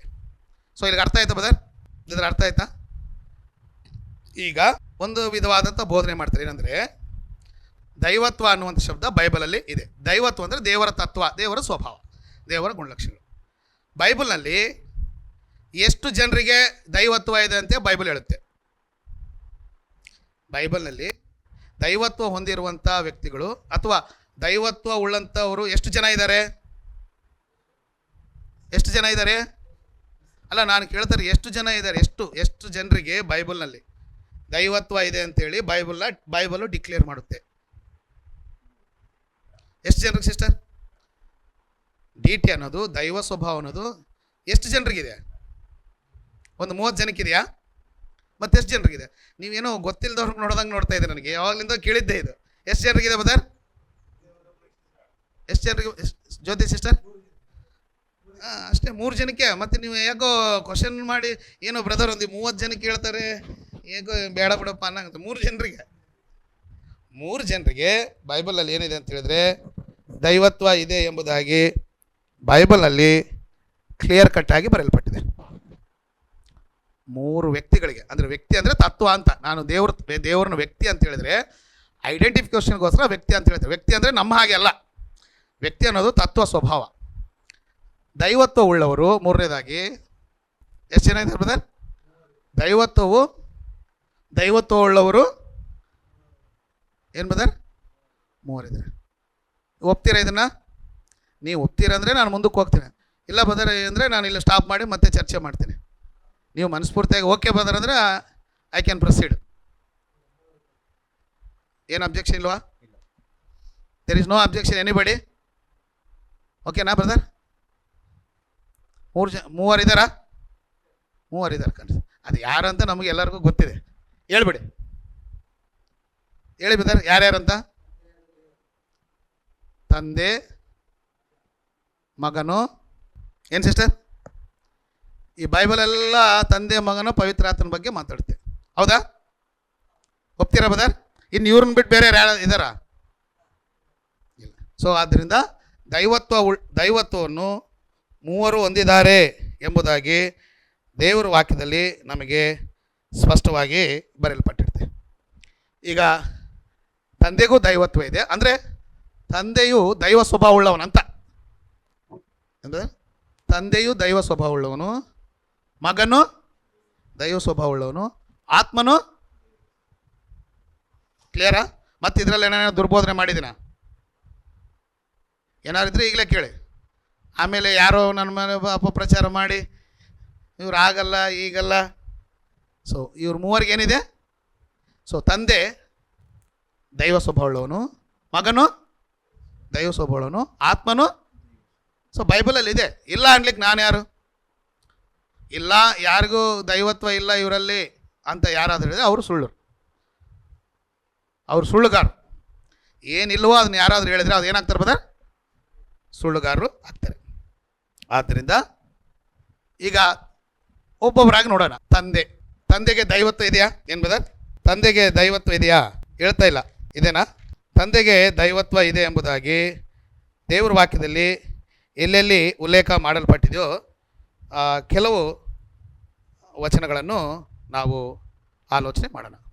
ತಂದೆ ದೈವ ಸ್ವಭಾವ ಉಳ್ಳವನು ಎಂಬುದಕ್ಕೆ ತಂದೆಗೆ ದೈವತ್ವ ಇದೆ, ಆತನ ದೈವ ಸ್ವಭಾವ ಉಳ್ಳವನು ಅನ್ನೋದಕ್ಕೆ ಸಂಬಂಧಪಟ್ಟಾಗೆ ಈಗ ಇದೆ ಅಂತ ಹೇಳಿದ್ವಿ. ಅದಕ್ಕೆ ಎವಿಡೆನ್ಸಸ್ ಬೇಕಲ್ಲ, ಆಧಾರ ಬೇಕಲ್ಲ. ನಾನು ಮೊದಲೇ ಹೇಳಿದೆ, ಈ ಪಾಠದ ಮೊದಲೇ, ನಾವು ಏನಾದರೂ ಒಂದು ನಂಬಿದ್ರೆ ಅದಕ್ಕೇನಿರಬೇಕು? ಆಧಾರ ಅಂದರೆ ವಾಕ್ಯದ ಆಧಾರ. ನೀನು ಹೇಳಿದಂಥ ಆಧಾರ ಅಲ್ಲ. ಪೇಪರಲ್ಲಿದೆ, ಪ್ರಜಾವಾಣಿ ಪೇಪರಲ್ಲಿದೆ, ವಾಟ್ಸಪ್ಪಲ್ಲಿದೆ, ಅದು ಆಧಾರ ಅಲ್ಲ. ಎಲ್ಲಿರ್ಬೇಕದು? ರೈಟ್. ಸೊ ಇದಕ್ಕೆ ಮೊದಲನೇ ಆಧಾರ ರೋಮ ಪತ್ರಿಕೆ 1ನೇ ಅಧ್ಯಾಯ 20ನೇ ವಚನ. ಈಗ ಓದಿದ್ವಲ್ಲ ಅದು. ಓಕೆನಾ? ರೋಮ ಪತ್ರಿಕೆ 1ನೇ ಅಧ್ಯಾಯ 20ನೇ ವಚನ. ಎರಡನೇದಾಗಿ ಕೀರ್ತನೆಗಳ ಭಾಗ 90ನೇ ಕೀರ್ತನೆ 1ನೇ ವಚನ ಓದಿ ಬೇಡ. 91. ಕರ್ತನೇ, ತಲತಲಾಂತರಗಳಿಂದಲೂ ನಮ್ಮ ವಾಸಸ್ಥಾನವು ನೀವೇ. ಬೆಟ್ಟಗಳು ಉಂಟಾಗುವುದಕ್ಕಿಂತ ಭೂಮಿಯು ಅದರ ದೇಶಗಳು ನಿರ್ಮಾಣವಾಗುವುದಕ್ಕಿಂತ ಮುಂಚಿನಿಂದಲೂ ಯುಗ ಯುಗಾಂತರಗಳಲ್ಲಿಯೂ ನೋಡಿ, ಇದು ಯಾರ ಬಗ್ಗೆ ಬರೆಯಲ್ಪಟ್ಟ ವಚನ? ಇದು ತಲತಲಾಂತರಗಳಿಂದಲೂ ನೀನೇ ದೇವರು, ಭೂಮಿಯು ಅದರ ಉತ್ಪತ್ತಿ ನಿರ್ಮಾಣಗಳು ಆಗುವುದಕ್ಕಿಂತ ಮೊದಲು ಯುಗ ಯುಗಗಳಲ್ಲಿಯೂ ಯಾರ ಬಗ್ಗೆ ಹೇಳಲ್ಪಟ್ಟಿದ್ದು? ಯಾರ ಬಗ್ಗೆ ಹೇಳಲ್ಪಟ್ಟಿದೆ ಅಂದರೆ ಸ್ಪಷ್ಟವಾಗಿ ಓದಬೇಕು. ಅದು ಗೊತ್ತಿಲ್ಲದಂಗೆ ಓದರೆ ನಿನಗೆ ಬೈಬಲ್ ಅರ್ಥ ಅಲ್ಲ. ಇದು purely the word belongs to father, ತಂದೆಯಾದ ದೇವರಿಗೆ ಹೇಳಲ್ಪಟ್ಟಿದ್ದು. ಭೂಮಿಯು ಅದರ ದೇಶಗಳು ನಿರ್ಮಾಣವಾಡುವುದಕ್ಕಿಂತ ಮುಂಚೆ ಅಂದರೆ ಅದನ್ನೇನಂತಾರೆ ಅಂದರೆ ಸೃಷ್ಟಿಗೆ ಮೊದಲಿರ್ತಕ್ಕಂಥ ಕಾಲವನ್ನು ಏನಂತ ಕರೀತಾರೆ?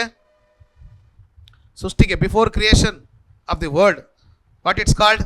ಏನಂತಾರೆ brother? Wilson brother. So before foundation of the world ಏನಂತಾರೆ ಅಂದರೆ ಅನಾದಿ. ಇದನ್ನೇನಂತಾರೆ ಅಂದರೆ ಎಟರ್ನಿಟಿ, ಬಿಗಿನಿಂಗ್ಲೆಸ್ ಎಟರ್ನಿಟಿ. ಸೊ ಅನಾದಿಯಲ್ಲಿ ನೀನೇ ದೇವರು, ಈತನೇ ದೇವರು, ಈತನಿಗೆ ದೈವತ್ವ ಇದೆ. ಭೂಮಿ ಅದರ ದೇಶಗಳು ಸೃಷ್ಟಿ ಆದ ಮೇಲೆ ಅದನ್ನು ಏನಂತ ಕರೀತಾರೆ ಅಂದರೆ ಆದಿ, ಬಿಗಿನಿಂಗ್ ಅಂತಾರೆ ಇದನ್ನು. ಸೊ ಆದಿ, ಅನಾದಿ ಅಂದರೆ before foundation of the world, ಆದಿ ಅಂದರೆ after foundation of the world. ಅದಕ್ಕೆ ಆದಿಯಲ್ಲಿ ದೇವರು ಭೂಮಿ ಆಕಾಶಗಳನ್ನು ಉಂಟು ಮಾಡಿದ್ರು. ದೇವರು ಆದಿಯಲ್ಲಿದ್ದವನ, ಅನಾದಿಯಲ್ಲಿದ್ದವನ?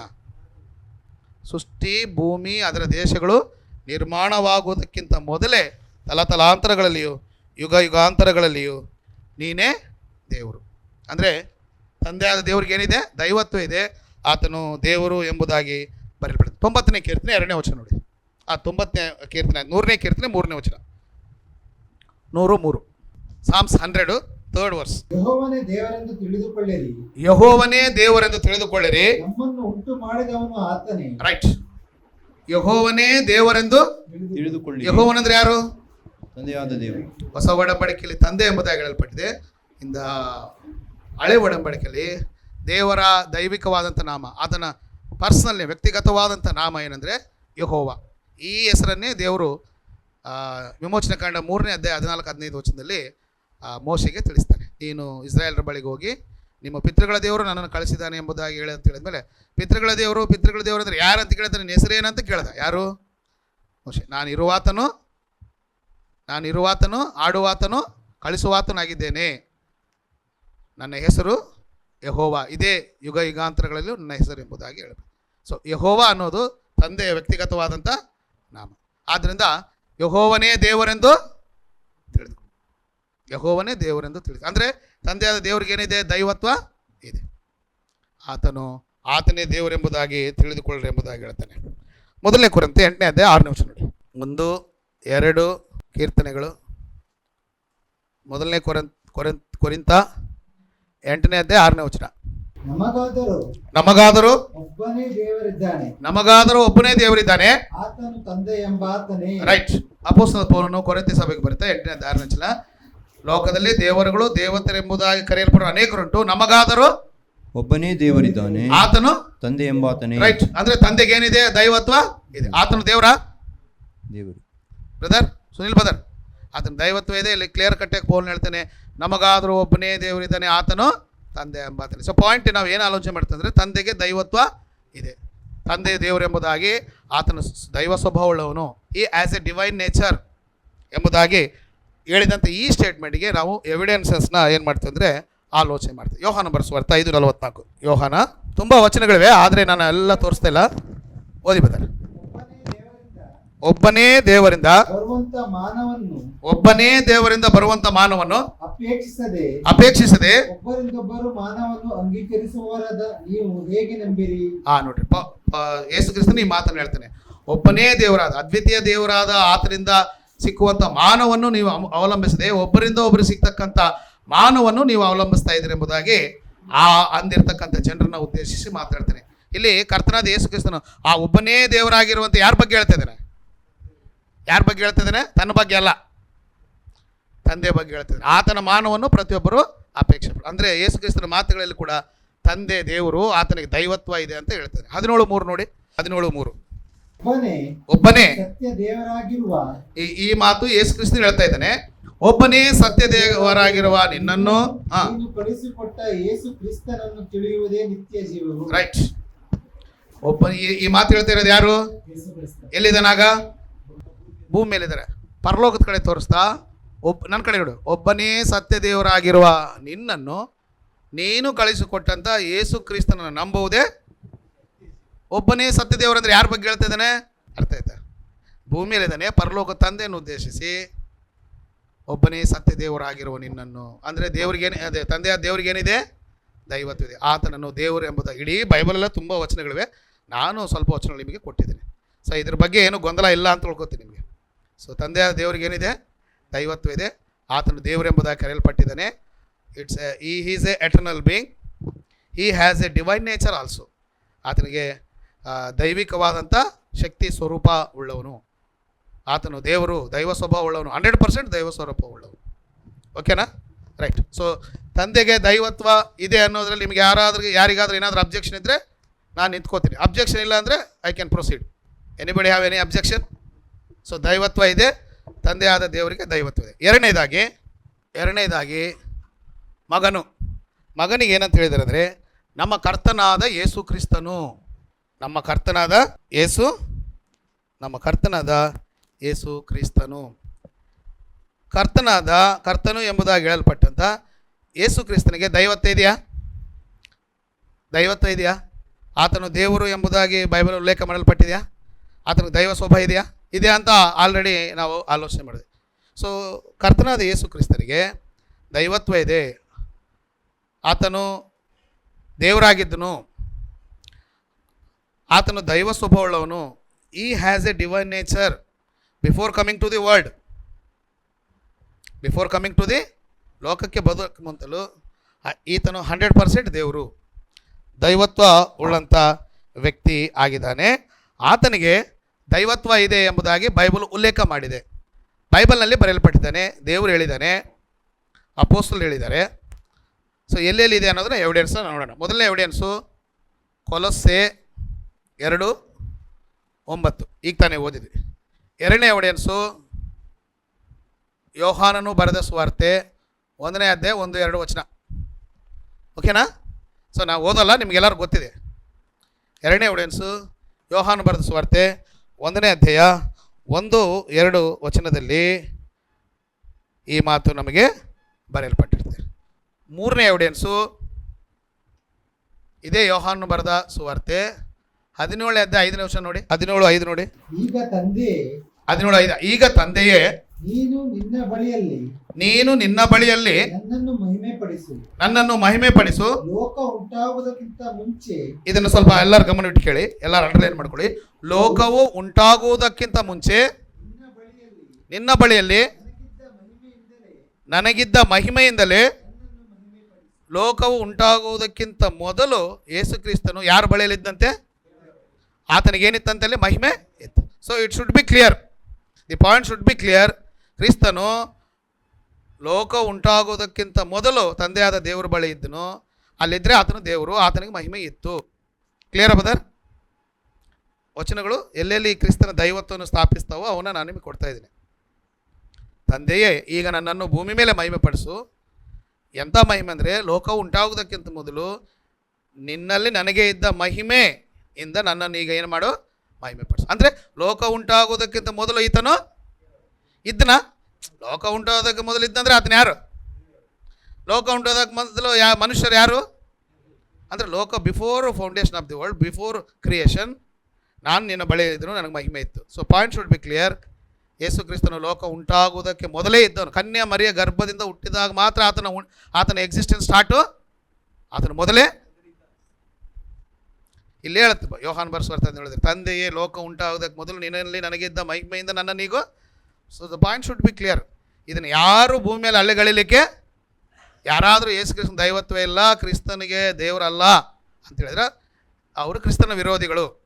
ಆ್ಯಂಟಿ ಕ್ರೈಸ್ಟ್ ಅನ್ಬೋದು, ದುರ್ಬೋಧಕರು ಅನ್ಬೋದು, ಸುಳ್ಳು ಬೋಧಕರು ಅನ್ಬೋದು, ಅಥವಾ ಇನ್ನೇನಾದರೂ ಅನ್ಬೋದು. ಕ್ರಿಸ್ತನ ಉಪದೇಶದಲ್ಲಿ ಇಲ್ಲದೇ ಇರ್ಬೋದು, ಫಾಲ್ಸ್ ಡಾಕ್ಟ್ರಿನ್ ಅದು. ಭಾಳ ಜನರಿದ್ದಾರೆ ಯೇಸು ಕ್ರಿಸ್ತನ ದೈವತ್ವ ಇಲ್ಲ. ಈ ಜೆಹೋ ವಿಟ್ನೆಸ್ ಅಂತ ಒಂದು ಗ್ರೂಪ್ ಇದೆ, ಗೊತ್ತಾ? ಕ್ರಿಶ್ಚಿಯಾನಿಟಿಯಲ್ಲಿ ಜೆಹೋ ವಿಟ್ನೆಸ್ ಒಂದು ಗ್ರೂಪ್ ಇದೆ. ಸೊ ಅವ್ರು ಏನು ಹೇಳ್ತಾರೆ ಅಂದರೆ, ಯೇಸು ಕ್ರಿಸ್ತನು is A like only profit ಅಂತ ಕೆಲವ್ರು ಹೇಳ್ತಾರೆ. Jesus is A only angel ಅಂತ ಹೇಳ್ತಾರೆ. ಈ ಎರಡೂ ಬೇಡ, ಅದಕ್ಕಿನ್ನ ಇನ್ನೂ ನೀಚವಾದ ಸ್ಟೇಟ್ಮೆಂಟ್ ಅಂದರೆ ಈಸ್ ಆರ್ಡಿನರಿ ಮ್ಯಾನ್ ಅಂತ ಹೇಳ್ತಾರೆ. ಏಂಜಲ್ ಅಂದರೆ ಸ್ವಲ್ಪ ಸೂಪರ್, ಅದಕ್ಕಿನ್ನ ಕಡಿಮೆ ಅಂದರೆ ಪ್ರಾಫಿಟ್, ಅದಕ್ಕಿನ್ನ ಕಡಿಮೆ ಅಂದರೆ. So it's absolutely wrong, 100% wrong. It's a false statement. It's against to the Bible doctrine. ಅದು ಬೈಬಲಲ್ಲಿ ಉಲ್ಲೇಖ ಮಾಡಲ್ಪಟ್ಟು ಇರೋದಲ್ಲ. ಅಂಥವ್ರು ನಾನೇ ಆಗಲಿ, ಯಾರಾದರೂ ಹೇಳ್ರಿ, ವಿಲ್ಸನ್ ಬದರ್ ಆಗಲಿ, ಫ್ರಾನ್ಸಿಸ್ ಬದರ್ ಹೇಳಿದ್ರಿ, ಸುನಿಲ್ ಬದರ್ ಹೇಳ್ರಿ, ಇವ್ರು ಹೇಳ್ರಿ, ಯಾರೇ ಹೇಳಿದ್ರು ಅವ್ರು ಯಾರು? It's a falls teachers. So ಆದ್ದರಿಂದ ಕ್ರಿಸ್ತನಿಗೆ ದೈವತ್ವ ಇದೆ. ಆತನು ಪರಲೋಕದಿಂದ ಬಂದವನು, ಆತನು ದೇವರೆಂಬುದಾಗಿ ಹೇಳಲ್ಪಟ್ಟಿದೆ. ಲೋಕ ಉಂಟಾಗುವುದಕ್ಕಿಂತ ಮೊದಲೇ ಇದ್ದವನು. ಆತನಿಗೆ ದೈವತ್ವ ಇದಂತೆ ಸ್ಟೇಟ್ ಆಗಿ ಕೊಲಸ್ 2:9, ಯೋಹಾನ್ ಬರ್ಸ್ವರ್ತ್ 1:1-2, ಆಮೇಲೆ 17:5 ಕೂಡ ಇದೇ ಮಾತಾಡ್ತಾರೆ. ಆತನು ಪರಲೋಕದಲ್ಲಿ ಇದ್ದನು ಎಂಬುದಕ್ಕೆ ಇನ್ನೊಂದು ಎವಿಡೆನ್ಸ್ ಇದೆ. ಅಪೊಸ್ತಲ ಕೃತ್ಯಗಳು 3ನೇ ಅಧ್ಯಾಯ 21ನೇ ವಚನ. ಅಪೊಸ್ತಲ ಕೃತ್ಯಗಳು 3ನೇ ಅಧ್ಯಾಯ 21ನೇ ವಚನದಲ್ಲಿ ಪೇತ್ರನು ಸುವಾರ್ತೆಯನ್ನು ಸಾರ್ತಾ ಕ್ರಿಸ್ತನ ಅಸ್ತಿತ್ವವನ್ನು ಕುರಿತು, ಆತನು ದೇವರಿಂದ ಕಳಿಸಲ್ಪಡೋದಕ್ಕೆ ಮೊದಲು ಹೇಗಿದ್ದನು ಅನ್ನೋದನ್ನ, ಆತನ ಪೂರ್ವಸ್ಥಿತಿಯನ್ನು ಕುರಿತು ಹೇಳ್ತಾರೆ. 3:21.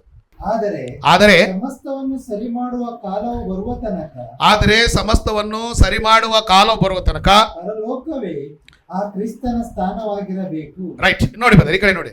ಸಮಸ್ತವನ್ನು ಸರಿ ಮಾಡುವ ಕಾಲ ಬರುವ ತನಕ ಅಂದರೆ ಆತನ ಈ ಭೂಮಿಗೆ ಬಂದು ಎಲ್ಲವನ್ನು ಏನು ಮಾಡ್ತಾನೆ? ಸೆಟ್ ರೈಟ್ ಮಾಡ್ತಾನೆ. ಈಗ ನಾವು ಊರುಗಳು ಹೋಗಿರ್ತೀವಿ, ಮನೆಯಲ್ಲೆಲ್ಲ ಹೆಂಗಿರ್ತೀವಿ ಬದರ್?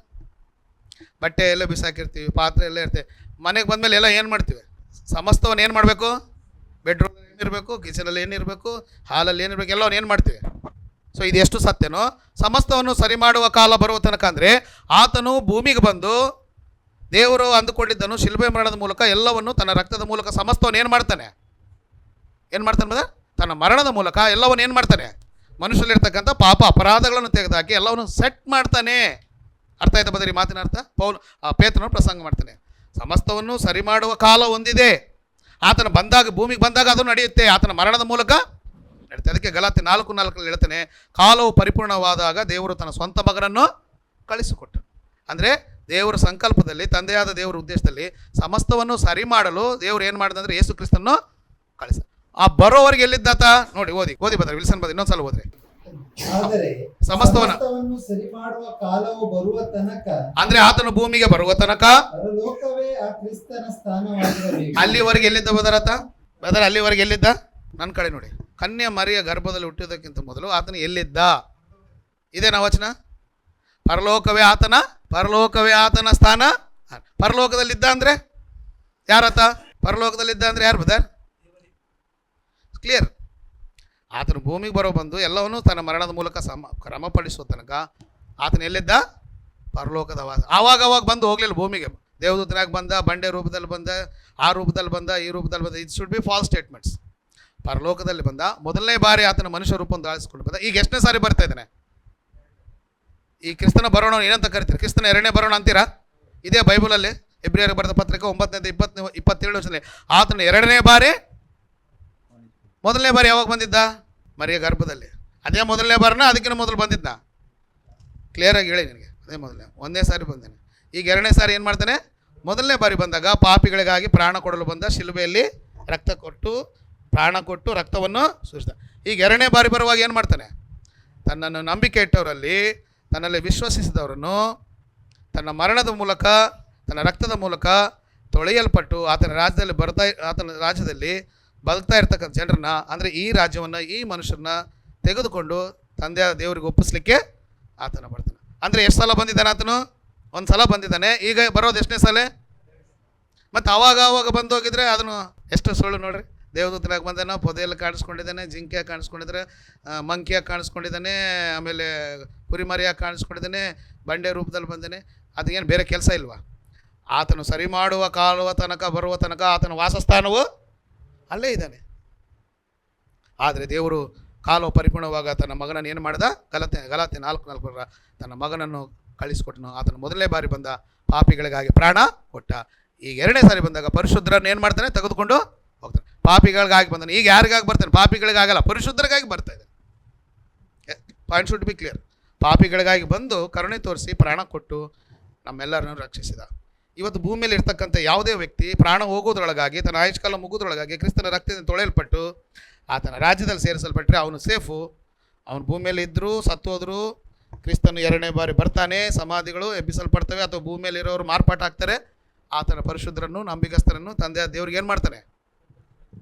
ಇದು ಬೈಬಲಲ್ಲಿ ಇದೆ ಬದರ್, ರೈಟ್. ಅಂದರೆ ಕ್ರಿಸ್ತನಿಗೇನಿದೆ? ದೈವತ್ವ ಇದೆ. ಪರಲೋಕವೇ ಆತನ ಸ್ಥಾನ ಆಗಿರು. ಯೋಹಾನ ಬರೆಸುವಾರ್ತೆ ನೋಡಿ, ಇನ್ನೊಂದು ವಚನ ಇರುತ್ತೆ 3:13. ಇವೆಲ್ಲ ಕ್ರಿಸ್ತನ ದೈವತ್ವವನ್ನು ಸ್ಥಾಪಿಸುವಂತ ವಚನಗಳು. ನಿಮಗೆ ಹೇಳಿದರೆ ಹೇಗೆ ನಂಬಿರಿ? ನಿಮಗೆ ಪರಲೋಕದಿಂದ ಇಳಿದು ಬಂದವನೇ ಅಂದರೆ ಮನುಷ್ಯ ಕುಮಾರನೇ ಹೊರತು ಮತ್ತಾರು ಪರಲೋಕಕ್ಕೆ ಏರಿ ಹೋದವನಲ್ಲ. ರೈಟ್. ಮನುಷ್ಯ ಕುಮಾರನಂದ್ರೆ ಯಾರು? ಅದು ಒಂದು ಟೈಟಲ್, ಅದಕ್ಕೆ ಬಿರುದು.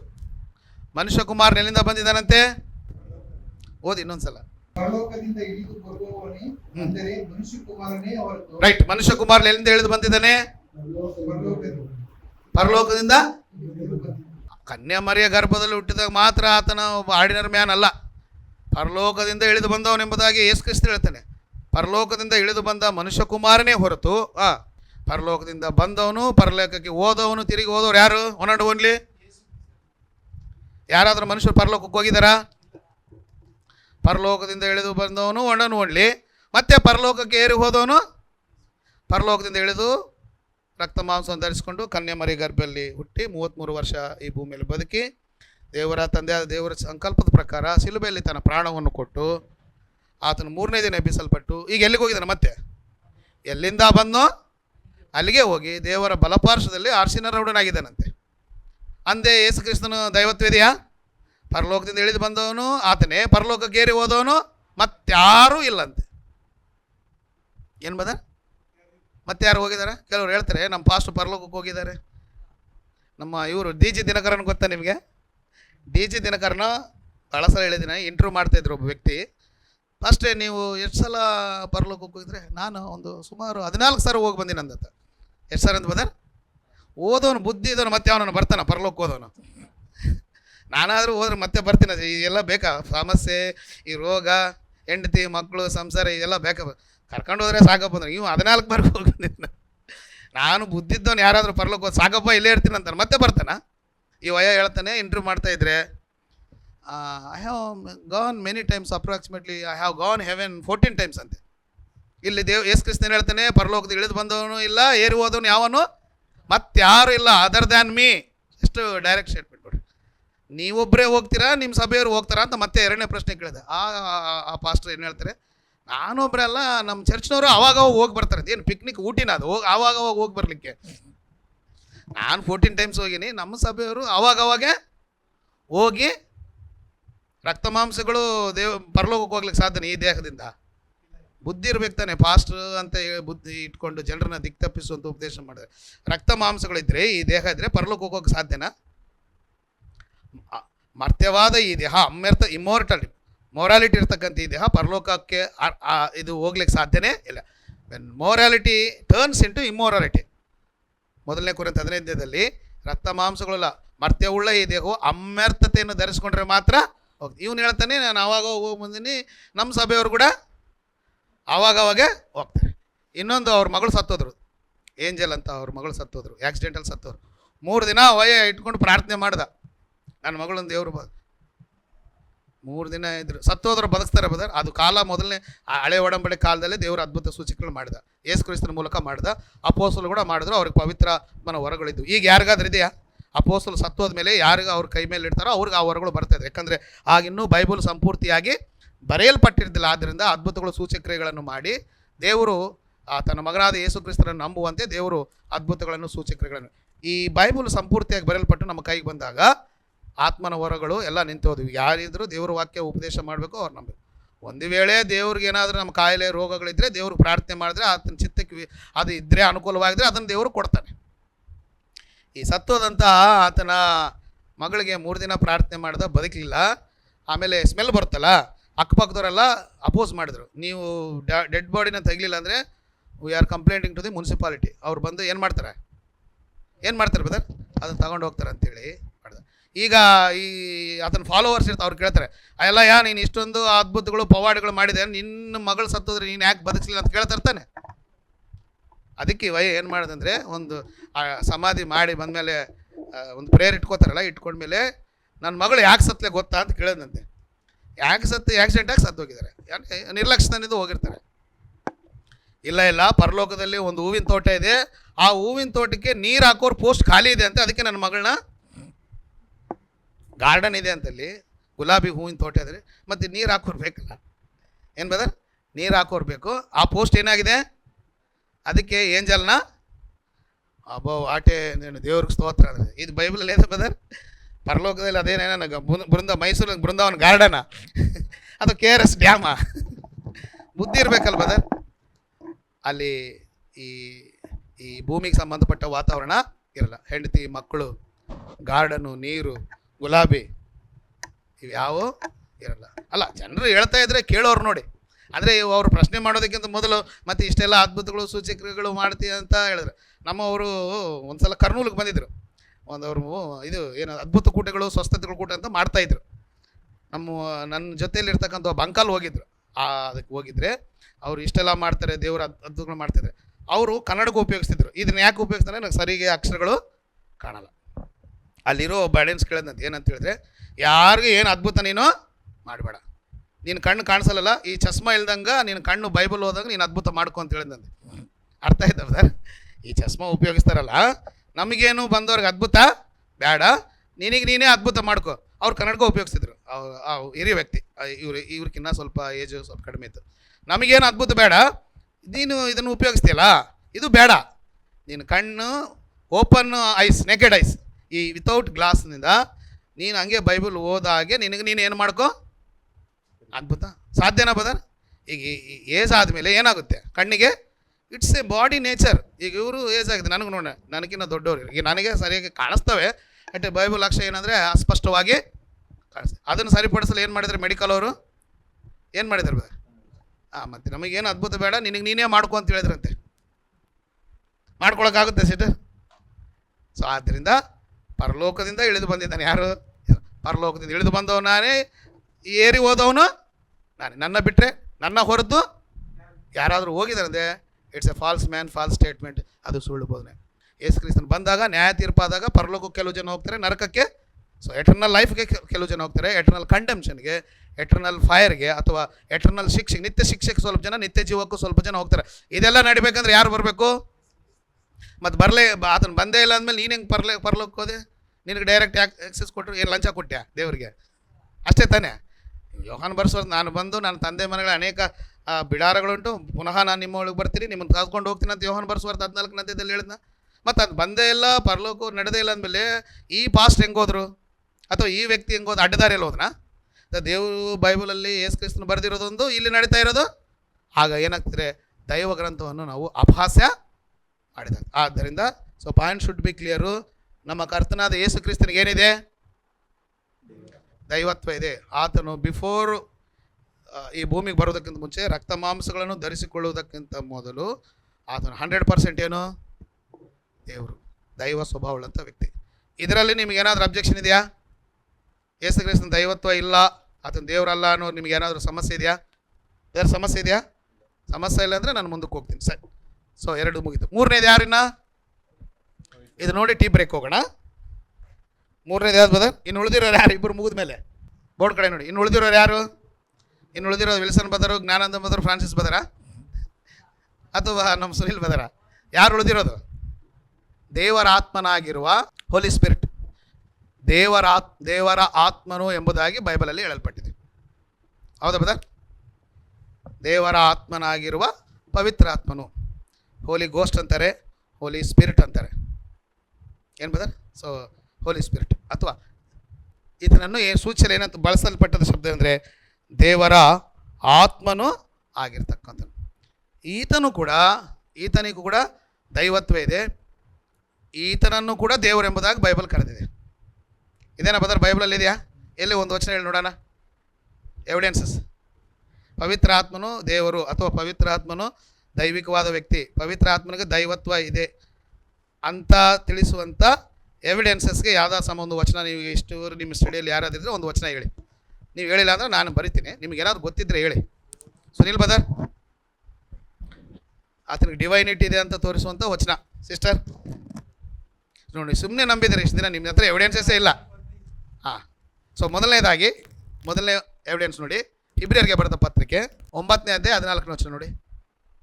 ಇಲ್ಲಿ ಡೈರೆಕ್ಟು ಸ್ಟೇಟ್ಮೆಂಟು ಡೈರೆಕ್ಟ್ ಇರುತ್ತೆ. 9:14 ಇಬ್ರಿಯೂಸ್ 9:14. ನಿತ್ಯಾತ್ಮನಿಂದ ತನ್ನನ್ನು ತಾನೇ ನಿರ್ದೋಷಿಯನ್ನಾಗಿ ದೇವರಿಗೆ ಸಮರ್ಪಿಸಿಕೊಂಡ ಕ್ರಿಸ್ತನ ರಕ್ತವು ಎಷ್ಟೋ ಹೆಚ್ಚಾಗಿ ನಮ್ಮನ್ನು ನಿರ್ಜೀವ ಕರ್ಮಗಳಿಂದ ಬಿಡಿಸಿ. ರೈಟ್, ಸಾಕು. ಈಗ ಕ್ರಿಸ್ತನು ಶಿಲುಬೆಗೆ ಒಪ್ಪಿಸಲ್ಪಟ್ಟಂಥ ವಿಧಾನವನ್ನು ಕುರಿತು ಇಲ್ಲಿ ಮಾತಾಡ್ತಾ ಇಬ್ರಿಯ ರಚನೆ ಅಂತ. ಯಾರಿಂದ ಒಪ್ಪಿಸಲ್ಪಟ್ಟಂತೆ? ನಿತ್ಯಾತ್ಮನಿಂದ. ಓದಿ ಬದರ್. ನಿತ್ಯಾತ್ಮನಿಂದ ತನ್ನನ್ನು ತಾನೇ. ರೈಟ್, ಸಾಕು. ಯೇಸು ಕ್ರಿಸ್ತನನ್ನು ಶಿಲುಬೆಗೆ ಒಪ್ಪಿಸಿದ್ದು ನಿತ್ಯಾತ್ಮನಿಂದ ಅಂತಿದೆ. ಇದರ ಅರ್ಥ ಏನು? ನಿತ್ಯ ಪ್ಲಸ್ ಯಾರು ಈ ನಿತ್ಯಾತ್ಮನು? ನಿತ್ಯಾತ್ಮನ ಯಾರು ಬದರ್? ದೇವರ ಆತ್ಮನ ಎಂಬುದಾಗಿ ಯಾರಿಗೆ ಹೇಳಲ್ಪಟ್ಟಿದೆ? ನಾನು ಪವಿತ್ರಾತ್ಮನಿಗೆ ಪಾಠ ಹೇಳ್ತಿಲ್ಲ ಅಂದರೆ ಎಲ್ಲ ಹೇಳ್ತಿದ್ದೆ. ಸೊ ನಾನು ಅದ್ರ ಹೇಳ್ತಾ ಇಲ್ಲ. ಬೇಕಾದ್ರೆ ನಿಮ್ಗೆ ಯಾವುದಾದ್ರು ಪವಿತ್ರಾತ್ಮನ ಬಗ್ಗೆ ಇದ್ದಾಗ ಡೀಟೇಲ್ ಆಗಿ ಹೇಳ್ತೀನಿ. ಸೊ ನಮಗೆಲ್ಲರಿಗೂ ಗೊತ್ತಿರ್ತಕ್ಕಂಥ ಸಮಾಚಾರ. ಸೊ ನಿತ್ಯಾತ್ಮನು ಎಂಬ ಈ ಶಬ್ದ ಯಾರಿಗೂ ಉಪಯೋಗಿಸಲ್ಪಟ್ಟಿದೆ ಅಂದರೆ, ಸೊ ನಿತ್ಯಾತ್ಮನು, ನಿತ್ಯ ಪ್ಲಸ್ ಆತ್ಮನು ಅಂದರೆ ಪವಿತ್ರಾತ್ಮನು. ಅಂದರೆ ಪವಿತ್ರಾತ್ಮನು ಎಂಥವನಂತೆ? ನಿನ್ನೆ ಮೊನ್ನೆ ಬಂದವನ, ನಿತ್ಯವಾಗಿರುವಾತನ, ನಿತ್ಯ ದೇವರು ಎಂಬುದಾಗಿ ದೇವ್ರ ಬಗ್ಗೆ ಹೇಳಿದ ರೀತಿಯಲ್ಲಿ ಪವಿತ್ರಾತ್ಮನು ಕೂಡ ನಿತ್ಯಾತ್ಮನು. ನಿತ್ಯಾತ್ಮನಂದರೆ ಯಾವಾಗಲೂ ಇರುವಾತನಂತ. ಏನು ಬದರ್? ನಿತ್ಯಾತ್ಮನಂದರೆ ಶಾಶ್ವತವಾಗಿರುವಾತನು. Yes brother? Everlasting, forever. So ಪವಿತ್ರಾತ್ಮನು ಕೂಡ ನಿತ್ಯವೂ ಇರುವಾತನ ಅಂದರೆ ಅದನ್ನೇನಾಗಿರ್ಬೇಕು? ನಿತ್ಯವೂ ಇರುವಾತನ ಏನಾಗಿರಬೇಕು? ದೇವರಾಗಿರ್ಬೇಕು. ಏನು ಬದರ್? ಈಗ ಫ್ರಾನ್ಸಿಸ್ ಬದರ್ ಇದ್ದಾರೆ, ನೀವು ನಿತ್ಯವೂ ಇರುವಂಥ ವ್ಯಕ್ತಿ ಬದರ್. ನೀವು ಈ ಭೂಮಿಗೆ ಬಂದು ಎಷ್ಟು ವರ್ಷ ಆಯಿತು? ನಿಮಗೆ ವಯಸ್ಸು 60? ನಮ್ಮಲ್ಲಿ ಯಾರು ನಿತ್ಯರು ಅಲ್ಲ. ಆದರೆ ದೇವರಿಗೆ ನಿತ್ಯ ದೇವರು ಎಂಬುದಾಗಿ ಉಪಯೋಗಿಸಲ್ಪಟ್ಟಂಥ ರೀತಿಯಲ್ಲಿ ದೇವರಾತ್ಮನಾಗಿರುವ ಪವಿತ್ರಾತ್ಮನು ಕೂಡ ನಿತ್ಯಾತ್ಮನು, ನಿತ್ಯ ಪ್ಲಸ್ ಆತ್ಮ ಅಂದರೆ ಪವಿತ್ರಾತ್ಮ.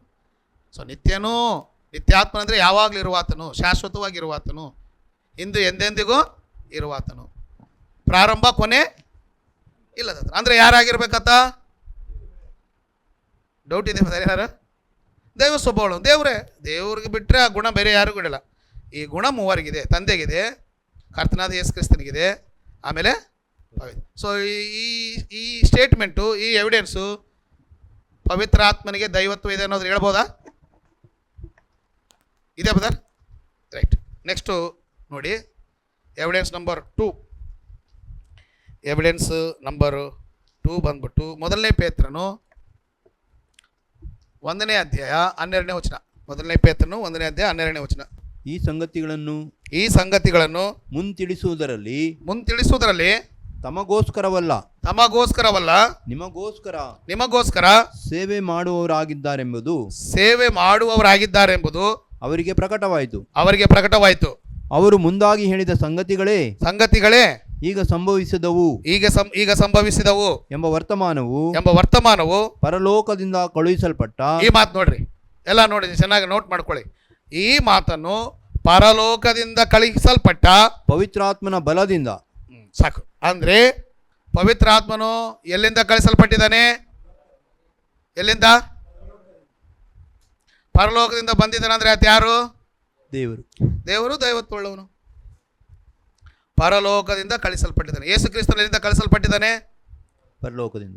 ಪವಿತ್ರಾತ್ಮನು ಪರಲೋಕದಿಂದ. ದೀಸ್ 2 ಪೀಪಲ್ಸ್, ಪವಿತ್ರಾತ್ಮನು ಮತ್ತು ಯೇಸು ಕ್ರಿಸ್ತನು, they have scent from Heaven. ಪರಲೋಕದಿಂದ ಬಂದವರು. ಇಲ್ಲಿ ನೋಡಿ ಎಷ್ಟು ಸ್ಟೇಟ್ಮೆಂಟ್ ಕೊಡ್ತಾನೆ. ಪರಲೋಕದಿಂದ ಕಳುಹಿಸಲ್ಪಟ್ಟಂಥ ಪವಿತ್ರಾತ್ಮನಿಂದ ಈ ಸಂಗತಿಗಳು ನಿಮಗೆ ಗೊತ್ತಾದವು ಎಂಬುದಾಗಿ ಹಳೆಯ ಒಡಂಬಡಿಕೆಯಲ್ಲಿರ್ತಕ್ಕಂಥ ಆ ಪ್ರವಾದಿಗಳ ಪ್ರವಾದನೆಗಳನ್ನು ಕುರಿತು ಇಲ್ಲಿ ಹೇಳ್ತಾ ಇದ್ದಾನೆ. ಎಸ್ ಬದರ್? ಎಲ್ಲಿಂದ ಕಳಿಸಲ್ಪಟ್ಟಿದ್ದಾನೆ? ಕಳಿಸಿದ್ದಾರು? ತಂದೆಯಾದ ದೇವರು. ಓಕೆನಾ ಬದರ್? ಪರಲೋಕದಿಂದ ಕಳಿಸಲ್ಪಟ್ಟಿದ್ದಾನೆ ಅಂದರೆ ಅದೇನಾಗಿರ್ಬೇಕು? ಎಟರ್ನಲ್ ಬೀಂಗೆ, ಆತ ದೈವಿಕವಾದ ವ್ಯಕ್ತಿ ಆಗಿದ್ರೇ ಪರಲೋಕದಿಂದ ಬರ್ತಾನೆ. ಮನುಷ್ಯರು ಯಾರಾದರೂ ಪರಲೋಕದಿಂದ ಬರ್ಲಿಕ್ಕೆ ಸಾಧ್ಯನಾ? ಏನು ಬದರ್? ಅಬ್ರಾಮ್, ಇಸಾಕ್, ಯಾಕೋಬರು ಎಲ್ಲರೂ ಇದ್ದಾರೆ, ಅವರೆಲ್ಲ ಪರಲೋಕದಿಂದ ಬಂದಾರ? ಎಕ್ಸೆಪ್ಟ್ ಯೇಸು ಕ್ರಿಸ್ತನು ಮತ್ತು ಪವಿತ್ರಾತ್ಮನು ಪರಲೋಕದಿಂದ ಕಳಿಸಲ್ಪಟ್ಟವರು. ನೋಡಿ ಎಷ್ಟು ಚೆನ್ನಾಗಿ ಶಬ್ದ ಬಂದಿದ್ರೆ, ಪರಲೋಕದಿಂದ ಕಳಿಸಲ್ಪಟ್ಟಂಥ ಪವಿತ್ರಾತ್ಮನ ಮೂಲಕ ಎಂಬುದಾಗಿ ಮಾತಾಡ್ತಾರೆ. ಆದ್ದರಿಂದ ಪವಿತ್ರಾತ್ಮನಿಗೇನಿದೆ? ದೈವತ್ವ ಇದೆ. ಪವಿತ್ರಾತ್ಮನಿಂದ ಕಳಿಸಲ್ಪಟ್ಟಂಥ ಆತನು ಎಟರ್ನಲ್ ಬೀಯಿಂಗ್. ಯೋಹಾನ ಬರೆಸುವಾರ್ತೆ 14:26. ಆದರೆ ನೋಡಿ, ಆ ಸಹಾಯಕನು ಅಂದರೆ ಯೇಸು ಕ್ರಿಸ್ತ ಹೇಳ್ತಾನೆ, ನನ್ನ ಹೆಸರಿನಲ್ಲಿ ತಂದೆಯು ಕಳುಹಿಸಿಕೊಡುವ ಪವಿತ್ರಾತ್ಮನೇ ನಿಮಗೆ ಎಲ್ಲವನ್ನು ಉಪದೇಶಿಸಿ. ರೈಟ್. ಅಪೊಸ್ತಲರಿಗೆ ಹೇಳ್ತಾ ಇದ್ದೇನೆ, ನಾನು ಹೋಗ್ತಾ ಇದ್ದೀನಿ, ನಾನು ಹೋದ ಮೇಲೆ ನನ್ನ ಸ್ಥಾನದಲ್ಲಿ ಬೇರೊಬ್ಬ ಸಹಾಯಕನು ಬರ್ತಾನೆ. ಬೇರೊಬ್ಬ ಸಹಾಯಕನು ತಂದೆಯಿಂದ ಕಳಿಸಲ್ಪಡ್ತಾನೆ. ಆತನು ಬಂದ ಮೇಲೆ ನಿಮಗೆಲ್ಲವನ್ನು ಏನು ಮಾಡ್ತಾನೆ? ಬೋಧಿಸುತ್ತಾನೆ. 14:26. ತಂದೆಯೇನು ಮಾಡ್ತಾನೆ? ಕಳಿಸಲ್ಪಡ್ತಾನೆ. ತಂದೆ ಎಲ್ಲಿದ್ದಾನೆ? ಎಲ್ಲಿದೆ ವಚನ? ತಂದೆ ಪರಲೋಕದಲ್ಲಿ ನನಗೂ ಆಧಾರ ಹೇಳಿ. ಪರಲೋಕದಲ್ಲಿರುವ ನಮ್ಮತ್ತೆ. ಸಾಕು, ಒಂದೇ ಕರೆಕ್ಟ್ ಹೇಳಿದ್ರು ಅವರು. ಮತ್ತೇನು ಬರ್ಸುವಾರ್ತೆ 6:9 ನೀವೀಗ ಪ್ರಾರ್ಥನೆ ಮಾಡಿರಿ, ಪರಲೋಕದಲ್ಲಿರುವ. ಪರಲೋಕದ ಈಗ ತಂದೆ ಕಳಿಸ್ತಾ ಇದ್ದಾನೆ ಯಾರನ್ನ? ಮಾತ್ರ ಪವಿತ್ರಾತ್ಮನು ಕೂಡ ಪರಲೋಕದ ಸಂಬಂಧಿ. ಪರಲೋಕದಿಂದ ಕಳಿಸಲ್ಪಟ್ಟಿದ್ದಾನೆ ಎಂಬುದಾಗಿ ಪೇತ್ರನ ಸ್ಟೇಟ್ಮೆಂಟ್ ನೋಡಿದ್ವಿ. ಇಲ್ಲಿ ಇಲ್ಲಿ ಯೇಸು ಕ್ರಿಸ್ತನು ಕೂಡ ಹೇಳ್ತಾ ಇದ್ದಾನೆ, ನಾನು ಹೋದ ಮೇಲೆ ಬೇರೊಬ್ಬ ಸಹಾಯಕನನ್ನು ತಂದೆ ಕಳಿಸ್ಕೊಡ್ತಾನೆ, ಆತನು ಕಳಿಸಲ್ಪಡ್ತಾನೆ. ಎಲ್ಲಿಂದ? ಅಂದರೆ ಪವಿತ್ರಾತ್ಮನಿಗೆ ಏನಿದೆ ಅಂತ ಅರ್ಥ ಆಯಿತು? ಪರಲೋಕದಿಂದ ಬಂದಿದ್ದಾನಂದರೆ ಇದೇನಾ ಬದರ್? ಇದೇನಾ ಸುನಿಲ್ ಬದರ್? ಆತನಿಗೆ ಪವಿತ್ರಾತ್ಮನಿಗೆ ದೈವತ್ವ ಇದೆ ಎಂಬುದಾಗಿ ಈ ವಾಕ್ಯಗಳು ನಮಗೆ ಸ್ಪಷ್ಟವಾಗಿ ಹೇಳ್ತವೆ. ಇನ್ನು 14 ಭಾಳ ವಚನಗಳಿವೆ. ನಾನು ಎಲ್ಲ ವಚನಗಳು ಹೋಗ್ತಾ ಇಲ್ಲ, ಸ್ವಲ್ಪ 1-2-3 ಆಧಾರ ನಿಮಗೆ ಕೊಟ್ಟಿದ್ದೇನೆ. It should B clear. ತಂದೆಯಾದ ದೇವರಿಗೇನಿದೆ? ಇದೆ. ಕರ್ತನಾದ ಯೇಸು ಕ್ರಿಸ್ತನಿಗೇನಿದೆ? ಇದೆ. ದೇವರ ಆತ್ಮನಾಗಿರುವ ಪವಿತ್ರಾತ್ಮನಿಗೇನಿದೆ? ದೈವತ್ವ ಇದೆ. ಇವ್ರು 3 ಬೈಬಲಲ್ಲಿ ಕಾಣಿಸ್ತಾರ? ಒಟ್ಟಿಗೆ ಕಾಣುವಂಥ ಕೆಲವು ಸಂದರ್ಭಗಳಿವೆ. ತಂದೆ ಮತ್ತು ಮಗನು ಪವಿತ್ರಾತ್ಮನು ಒಟ್ಟಿಗೆ ಕಾಣುವಂಥ ಸಂದರ್ಭಗಳು ಕೆಲವು ಇವೆ. ಅವನ್ನ ನೋಡುವ. ಇವ್ರು 3 ಒಟ್ಟಿಗೆ ಅಂದರೆ ಟುಗೆದರ್. ಈ 3 ನೆಕ್ಸ್ಟ್ ಏನು ಬರ್ಕೊಂತಂದರೆ, ಈ 3 ಒಟ್ಟಿಗೆ ಟುಗೆದರ್ ಕಾಣುವ ವಿಶೇಷ ಸಂದರ್ಭಗಳು. ಕೊರಿಂಥದವರಿಗೆ ಬರೆದ 2ನೇ ಪತ್ರಿಕೆ 2ನೇ ಕೊರಿಂಥದವರಿಗೆ ಬರೆದ 2ನೇ ಪತ್ರಿಕೆ 13ನೇ ಅಧ್ಯಾಯ 14 ವಚನ. 14 ನಮ್ಮ ಕರ್ತನಾದ ನಮ್ಮ ಕರ್ತನಾದ ಯೇಸು ಕ್ರಿಸ್ತನ ಕೃಪೆಯು ನೋಡ್ರಿ, ಮೊದಲನೇದು ಯಾರು ಕಾಣಿಸ್ತಾ ಇದೆ ನೋಡ್ರಿ, ನಮ್ಮ ಕರ್ತನಾದ ಯೇಸು ಕ್ರಿಸ್ತ. ನಂಬರ್ 1 ದೈವತ್ವ ಉಳ್ಳಂತ ಯೇಸು ಕ್ರಿಸ್ತನ ಕಾಣಿಸ್ತಾ ಇದ್ದೇನೆ. ನೆಕ್ಸ್ಟ್, ದೇವರ ಪ್ರೀತಿಯು ಇಲ್ಲಿ ದೇವರಂದ್ರೆ ತಂದೆಯಾದ ದೇವರು. ನಮ್ಮ ಕರ್ತನಾದ ಯೇಸು ಕ್ರಿಸ್ತನ ಕೃಪೆ, ಪಾಯಿಂಟ್ ಶುಡ್ ಬಿ ಕ್ಲಿಯರ್. ಒಟ್ಟಿಗೆ ಕಾಣಿಸ್ತಕ್ಕಂಥ ಸಂದರ್ಭಗಳು ಯೇಸು ಕ್ರಿಸ್ತನ ಕಾಣಿಸ್ತಾ ಇದ್ದೇನೆ. ನೆಕ್ಸ್ಟ್, ನಮ್ಮ ತಂದೆಯ ನಮ್ಮ ದೇವರ ಸೊ ಅಂತ ತಂದೆಯಾದ ದೇವರು. ಓಕೆ, ಪವಿತ್ರಾತ್ಮನ ಅನ್ಯೋನ್ಯತೆಯು ರೈಟ್. ಮೂರು ಜನ ಇದ್ದಾರಾ? ತಂದೆ ಇದ್ದಾನೆ ಮೊದಲನ, ಆರ್ಡರ್ ಚೇಂಜ್ ಆಗಿರ್ಬೋದು. ಕರ್ತನಾದ ಯೇಸು ಕ್ರಿಸ್ತನ ಕೃಪೆ, ತಂದೆಯಾದ ದೇವರ ಪ್ರೀತಿಯು, ಪವಿತ್ರಾತ್ಮನ ಅನ್ಯೋನ್ಯತೆಯು ನಿಮ್ಮೊಟ್ಟಿಗೆ ಇರಲಿ. ಅಂದರೆ ಎಷ್ಟು ಜನ ಕಾಣಿಸ್ತಾರೆ ಇಲ್ಲಿ? ಅದರ ಅರ್ಥ ಆಯ್ತಾ? ಕೊರಿಂಥದವರಿಗೆ ಬರೆದ ಎರಡನೇ ಪತ್ರಿಕೆ 13ನೇ ಅಧ್ಯಾಯ 13, ಅದ 2 ಕೊರಿಂಥಿಯನ್ಸ್ ಚಾಪ್ಟರ್ 13 ವರ್ಸ್ 14. ಏನು ಬದರ್? 3 ಇದ್ದಾರಾ? ಇದೆ. ಕರ್ತನಾದ ಯೇಸು ಕ್ರಿಸ್ತನ ಕೃಪೆಯು, ದೇವರ ಪ್ರೀತಿಯು, ಆಮೇಲೆ ಪವಿತ್ರಾತ್ಮನ ಎಷ್ಟು ಜನ ಕಾಣಿಸ್ತಾರೆ ಇಲ್ಲಿ? So these 3 peoples have a divine nature. ಇವ್ರ ಮೂರಿಗೆ ಏನಿದೆ ಬರ್ತಾರೆ? ದೈವತ್ವ. ಓಕೆನಾ? ರೈಟ್. ನೆಕ್ಸ್ಟ್ ನೋಡಿ, ಮತ್ತಾಯನು ಬರೆದ ಸುವಾರ್ತೆ 3ನೇ ಅಧ್ಯಾಯ 16ನೇ ವಚನ. ದ ಸೆಕೆಂಡ್ ಎವಿಡೆನ್ಸ್ 3ನೇ ಅಧ್ಯಾಯ 16-17 ವಚನ. ಯೇಸು ಸ್ನಾನ ಮಾಡಿಸಿಕೊಂಡ ಕೂಡಲೇ, ಯೇಸು ದೀಕ್ಷಾ ಸ್ನಾನ ಹೊಂದಿದ ಕೂಡಲೇ ನೀರಿನಿಂದ ಮೇಲಕ್ಕೆ ಬರಲು, ಆ ನೀರಿನಿಂದ ಮೇಲಕ್ಕೆ, ಭೂಮಿಯಲ್ಲಿ ಯಾರಿದ್ದಾರೆ? ಯೇಸು ಕ್ರಿಸ್ತನೇ. ಯೋರ್ದಾನ್ ಹೊಳೆಯಿಂದ ಯೇಸು ಕ್ರಿಸ್ತನು ಈ ದಂಡೆಗೆ ಬಂದಿದ್ದಾನೆ. ಮೇಲಕ್ಕೆ ಬರಲು ಇಗೋ, ಆತನಿಗೆ ಆಕಾಶವು ತೆರೆಯಿತು, ಆತನಿಗೆ ಆಕಾಶವು ತೆರೆಯಿತು. ಮತ್ತು ದೇವರ ಆತ್ಮ, ಯಾರು ದೇವರ ಆತ್ಮ ಅಂದ್ರೆ? ಪವಿತ್ರಾತ್ಮನು ಪಾರಿವಾಳದ ಹಾಗೆ ಇಳಿದು ತನ್ನ ಮೇಲೆ ಬರುವುದನ್ನು ಕಂಡನು. ಸೆಕೆಂಡ್ ವ್ಯಕ್ತಿ ಯಾರು ಇಲ್ಲಿ? ಇಲ್ಲಿ ಯೇಸು ಕ್ರಿಸ್ತನ ದೀಕ್ಷಾ ಸ್ನಾನ ಹೊಂದ ಮೇಲೆ ಆತನ ಮೇಲೆ ಯಾರು ಬಂದ್ರಂತೆ? ಪವಿತ್ರಾತ್ಮನು ಪಾರಿವಾಳದ ಹಾಗೆ. ಪಾರಿವಾಳ ಅಲ್ಲ, ನಮ್ಮವರು ಪವಿತ್ರ ಆದ ಒಂದು ಪಾರಿವಾಳ ಸಿಂಬಲ್ ಆಗುತ್ತೆ. ಪಾರಿವಾಳ ಅಲ್ಲ, ಪಾರಿವಾಳದ ಹಾಗೆ. ಪಾರಿವಾಳ ಒಬ್ಬ ವ್ಯಕ್ತಿ ಮೇಲೆ ಕೂತ್ಕೊಂಡ್ರೆ ಹೆಂಗೆ ಅನುಭವ ಆಗುತ್ತೋ ಹಾಗೆ ಪಾರಿವಾಳದ ಹಾಗೆ ಅವನ ಕಣ್ಣುಗಳು ಭೀಮನಂತೆ ಹೊಳೆಯುತ್ತೋ ಅಂದರೆ ಅವನು ಭೀಮ ಅಲ್ಲ. ಆಕೆಯು ಸೀತೆಯಂತೆ ಕಾಣುತ್ತಾಳಂದರೆ ಆಕೆ ಸೀತೆ ಅಲ್ಲ, ಇದ್ದಾಳ ಅಂತ ಅರ್ಥ, ಹೋಲಿಕೆ ಅದು. ನಮ್ಮವರು ಪವಿತ್ರಾತ್ಮನಂದರೆ ಏನು ಮಾಡಿದ್ದಾರೆ? ಒಂದು ಕ್ಯಾಲೆಂಡರ್ ಪವಿತ್ರಾತ್ಮನ ಆಗ್ಬಿಟ್ಟು ಒಂದು ಪಾರಿವಾಳ ಹೇಳ್ತಾರೆ. ಪಾರಿವಾಳ ಪವಿತ್ರಾತ್ಮನ, ಪಾರಿವಾಳದ ಲೈಕ್ ಎ ಡವ್. ಆ ಪಾರಿವಾಳ ಬಂದು ಮನುಷ್ಯನ ಮೇಲೆ ಕೂತ್ಕೊಂಡಾಗ ಹೇಗಿರುತ್ತೋ ಪಾರಿವಾಳದ ಹಾಗೆ, ಲೈಕ್ ಡವ್. ಪಾರಿವಾಳದ ರೂಪದಲ್ಲಲ್ಲ, ಯಾವ ರೂಪದಲ್ಲಿ ಪವಿತ್ರಾತ್ಮನು ಬಂದಿಲ್ಲ. ನಮ್ಮವ್ರಿಗೆ ಏನಂದರೆ ಪೆಂಟಿಕೋಸ್ಟ್ನವ್ರಿಗೆ ಪಾರಿವಾಳ, ಬೆಂಕಿ ಅಂದ್ರೇ ಯಾರು? ಬೆಂಕಿ ಅಂದ್ರೇ fire fire fire fire. So ಆದ್ದರಿಂದ ಪಾರಿವಾಳದ ಹಾಗೆ ಆತನ ಮೇಲೆ ಬರುವುದನ್ನು ಕಂಡನು. ಓಕೆ, ಆಗ ಈತನು ಪ್ರಿಯನಾಗಿರುವ ನನ್ನ ಮಗನು, ಈತನು ನಾನು ಮೆಚ್ಚಿದ್ದೇನೆ ಎಂದು ಆಕಾಶವಾಣಿಯಾಯಿತು. ಈ ಮಾತು ಹೇಳಿದ್ಯಾರು? ಇಲ್ಲಿ ಎಷ್ಟು ಜನ ಕಾಣಿಸ್ತಾರೆ ನಿಮಗೆ? ದೀಕ್ಷಾ ಸ್ನಾನ ಹೊಂದಂತ ವ್ಯಕ್ತಿ ಭೂಮಿ ಮೇಲೆ ಇದ್ದಾನೆ. ಯಾರು? ಕರ್ತನಾದ ಯೇಸು. ಆತನ ಮೇಲೆ ಪವಿತ್ರಾತ್ಮನು ಪಾರಿವಾಳದ ಹಾಗೆ ಇಳಿದು ಬಂದನು. ಅಂದರೆ ಪವಿತ್ರಾತ್ಮ ಭರಿತನಾದನು. ಯಾರು? ಆಗ ತಂದೆಯ ದೇವರು ಮಾತನಾಡ್ತಾನೆ, ಈಗೋ ಈತನೇ ನನ್ನ ಪ್ರಿಯ ಕುಮಾರನು, ನಾನು ಈತನಲ್ಲಿ ಆನಂದ ಪಡ್ತಾ ಇದ್ದೀನಿ. ತಂದೆ ಇದ್ದಾನೆ, ಪವಿತ್ರಾತ್ಮನಿದ್ದಾನೆ, 3 ಇದ್ದಾರೆ brother. These 3 peoples are eternal beings. ಇವರು ದೈವಿಕವಾದ ವ್ಯಕ್ತಿಗಳು. They have a divine nature. So 3 ಜನರು ಒಟ್ಟಿಗೆ ಕಾಣುವಂಥ ಕಾಂಟೆಕ್ಸ್ಟ್ನ ನಾನು ನಿಮಗೆ ಹೇಳ್ತಾ ಇದ್ದೀನಿ. 3 ಜನರು ಇದ್ದಾರಾ? ರೈಟ್. ಆಮೇಲೆ ಇನ್ನೊಂದು ವಚನ ನೋಡಿ, 28ನೇ ಅಧ್ಯಾಯ ಮತ್ತಾಯನ ಬರೆಸ್ಬಾರ್ತೆ 18-19 ವಚನ. ಮತ್ತಾಯ 28-18-19 ವಚನ. ಏನಪ್ಪ ಅರ್ಥ ಆಗ್ತಾ ಇದೆಯಾ? ಅರ್ಥ ಆಗ್ತಾಯಿದಮ್ಮ? ರೈಟ್. ನಿಮ್ಗೆ ಆಮೇಲೆ ಕ್ವಶನ್ ಕೇಳ್ತೀನಿ ಹಂಗಾರೆ. ರೈಟ್, ಏನು ಕೇಳಲ್ಲ ನೋಡ್ರಿ. ಯೇಸು ಕ್ರಿಸ್ತನು ಪುನರುತ್ಥಾನವಾಗಿ ಪರಲೋಕಕ್ಕೆ ಏರಿ ಹೋಗ್ಬೇಕಾದ್ರೆ ಈಗ ತನ್ನ ಶಿಷ್ಯರಿಗೆ ಒಂದು ಆಜ್ಞೆಯನ್ನು ಕೊಡ್ತಾ ಇದ್ದಾನೆ. ಆ ಆಜ್ಞೆ ಏನು ಹೇಳ್ತಿದ್ರೆ, ಪರಲೋಕದಲ್ಲಿಯೂ ಭೂಲೋಕದಲ್ಲಿಯೂ, ನೋಡ್ರಿ, ಭೂಲೋಕದಲ್ಲಿಯೂ ಪರಲೋಕದಲ್ಲಿಯೂ ಎಲ್ಲ ಅಧಿಕಾರವು ಯೇಸು ಕ್ರಿಸ್ತನಿಗೆ ಆ ಅಧಿಕಾರ ಕೊಡಲ್ಪಟ್ಟಿದೆ ಅಂತೆ. ತೆಗೆದುಕೊಂಡು ಯೇಸು ಕ್ರಿಸ್ತನು ಕೊಟ್ಟವ್ರು ಯಾರು? ಕೊಡಲ್ಪಟ್ಟಿದೆ. ಓಕೆ, ಆದ್ದರಿಂದ ನೀವು ಹೊರಟು ಹೋಗಿ ಎಲ್ಲ ದೇಶಗಳ ಜನರನ್ನು ಶಿಷ್ಯರನ್ನಾಗಿ ಮಾಡ್ರಿ.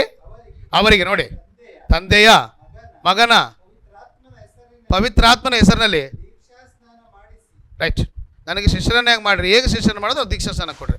ದೀಕ್ಷಾ ಸ್ನಾನವನ್ನು ಹೇಗೆ ಕೊಡಬೇಕಂತೆ? ತಂದೆಯ, ಮಗನ, ಇಲ್ಲಿ 3 ಜನ ಕಾಣಿಸ್ತಾರ? ತಂದೆ, ಮಗನ, ಪವಿತ್ರಾತ್ಮನ ಹೆಸರಲ್ಲಿ ದೀಕ್ಷಾನ ಮಾಡಿಸೋದು. So these 3 peoples have a divine nature. ಯಾಕೆ ಮೋಶೆ ಹೆಸರಲ್ಲಿ ಕೊಡ್ರಿ, ಸಾಮುವೇಲನ ಹೆಸರಲ್ಲಿ ಕೊಡ್ರಿ, ಅಥವಾ ಅಬ್ರಾಹ್ಮನ ಹೆಸರಲ್ಲಿ ಕೊಡ್ರಿ ಅಂತೇಳಿ ಯಾಕೆ ಹೇಳಿಲ್ಲ? They doesn't have a divine nature. Moses ಆಗಲಿ, ಅಬ್ರಹಾಮ್ ಆಗಲಿ, ಸೊ ಓಲ್ಡ್ ಟೆಸ್ಟ್ಮೆಂಟ್ ಯಾರು ಪ್ರವಾದಿಗಳಾಗಲಿ ಯಾರಿಗೂ ಏನಿಲ್ಲ divine nature. Only these 3 peoples, Father, Son and Holy spirit.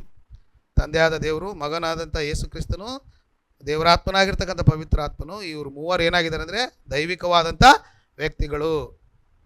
ಇವರಿಗೆ ದೈವತ್ವ ಇದೆ. ಈ ಹೆಸರಿನಲ್ಲಿ ಏನು ಮಾಡಿರಿ?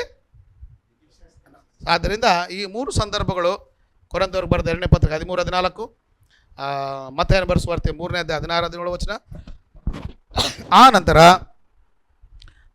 ಮತ್ತಾಯನ ಬರೆದ ಸುವಾರ್ತೆ 28ನೇ ಅಧ್ಯಾಯ 18-19. ಇನ್ನೂ ಸುಮಾರಿದೆ, ನಾನು ಅವೆಲ್ಲವನ್ನು ನಿಮಗೆ ಹೇಳಲಿಲ್ಲ. ಸೊ ಒಂದು 2-3 ಎವಿಡೆನ್ಸಸ್ ಕೊಡ್ತೀನಿ, ಇಷ್ಟು ಸಾಕು ಅನ್ಕೊತೀನಿ ನಿಮಗೆ.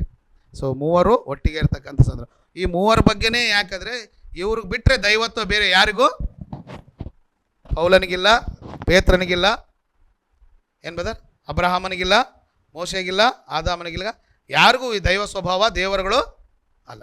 ಒಂದು ಸಂದರ್ಭದಲ್ಲಿ ಮೋಶೆಯನ್ನು ಕೂಡ ದೇವರಂತ ಹೇಳಿದ್ದಾನೆ. ದೇವರು ವಿಮೋಚನೆ ಕಂಡು 7ನೇ ಅಂತ ನೋಡಿದರೆ, ಫರೋವನಿಗೆ ನಿನ್ನನ್ನು ನಾನು ದೇವರನ್ನಾಗಿ ನೇಮಿಸಿದ್ದಾನೆ ಅಂತ ಹೇಳ್ತಾನೆ. 82ನೇ ಕೀರ್ತನೆ ದೇವರ ವಾಕ್ಯವು ಯಾರಿಗೆ ಬಂದಿದೆ ಅವರೆಲ್ಲ ದೇವರು ಅಂತ ಹೇಳ್ತಾನೆ. ನಮ್ಮ ಬಳಿಗೆ ಬಂದರೆ ನಾವು ಅಂದರೆ ನಾವು ದೇವರುಗಳಂತ ಹೇಳಿದ್ರೆ ಆ ದೇವರ ಗುಣಲಕ್ಷಣಗಳು, ಪ್ರೀತಿ, ದೇವರಿಗೆ ಇರುವಂಥ ಆ ಗುಣಲಕ್ಷಣಗಳು, ದೇವರ ಸ್ವಭಾವ ಅಂತ ಹೇಳಿದ್ರೆ ಆತನ ಈ ಮೊರಾಲಿಟಿ ಗುಣಗಳು ಏನಿದೆಯಲ್ಲ, ಪ್ರೀತಿ, ನ್ಯಾಯ, ಈ ರೀತಿಯಾಗಿ ಬದುಕಬೇಕೆಂಬುದಾಗಿ. ಆದರೆ ದೇವರಿಗಿರ್ತಕ್ಕಂಥ ನಿತ್ಯ ಶಕ್ತಿಗೆ ನಮಗೆ ಇಲ್ಲ. ಈ ನಿತ್ಯ ಶಕ್ತಿ ಇವೆಲ್ಲ ಇರೋದು ಯಾರಿಗೆ? ತಂದೆ, ಮಗನಿಗೆ. ಈ 3 ಜನಕ್ಕೆ ಬಿಟ್ಟರೆ ದೈವತ್ವ ಅನ್ನೋದು ಬೈಬಲ್ ಯಾರಿಗೂ ಆಪಾದನೆ ಮಾಡಿದೆಯಾ, ಮಾಡಿಲ್ವಾ? ಮಾಡಿ. ಈ ಮೂರಿಗೆ ಮಾತ್ರ ಏನಿದೆ?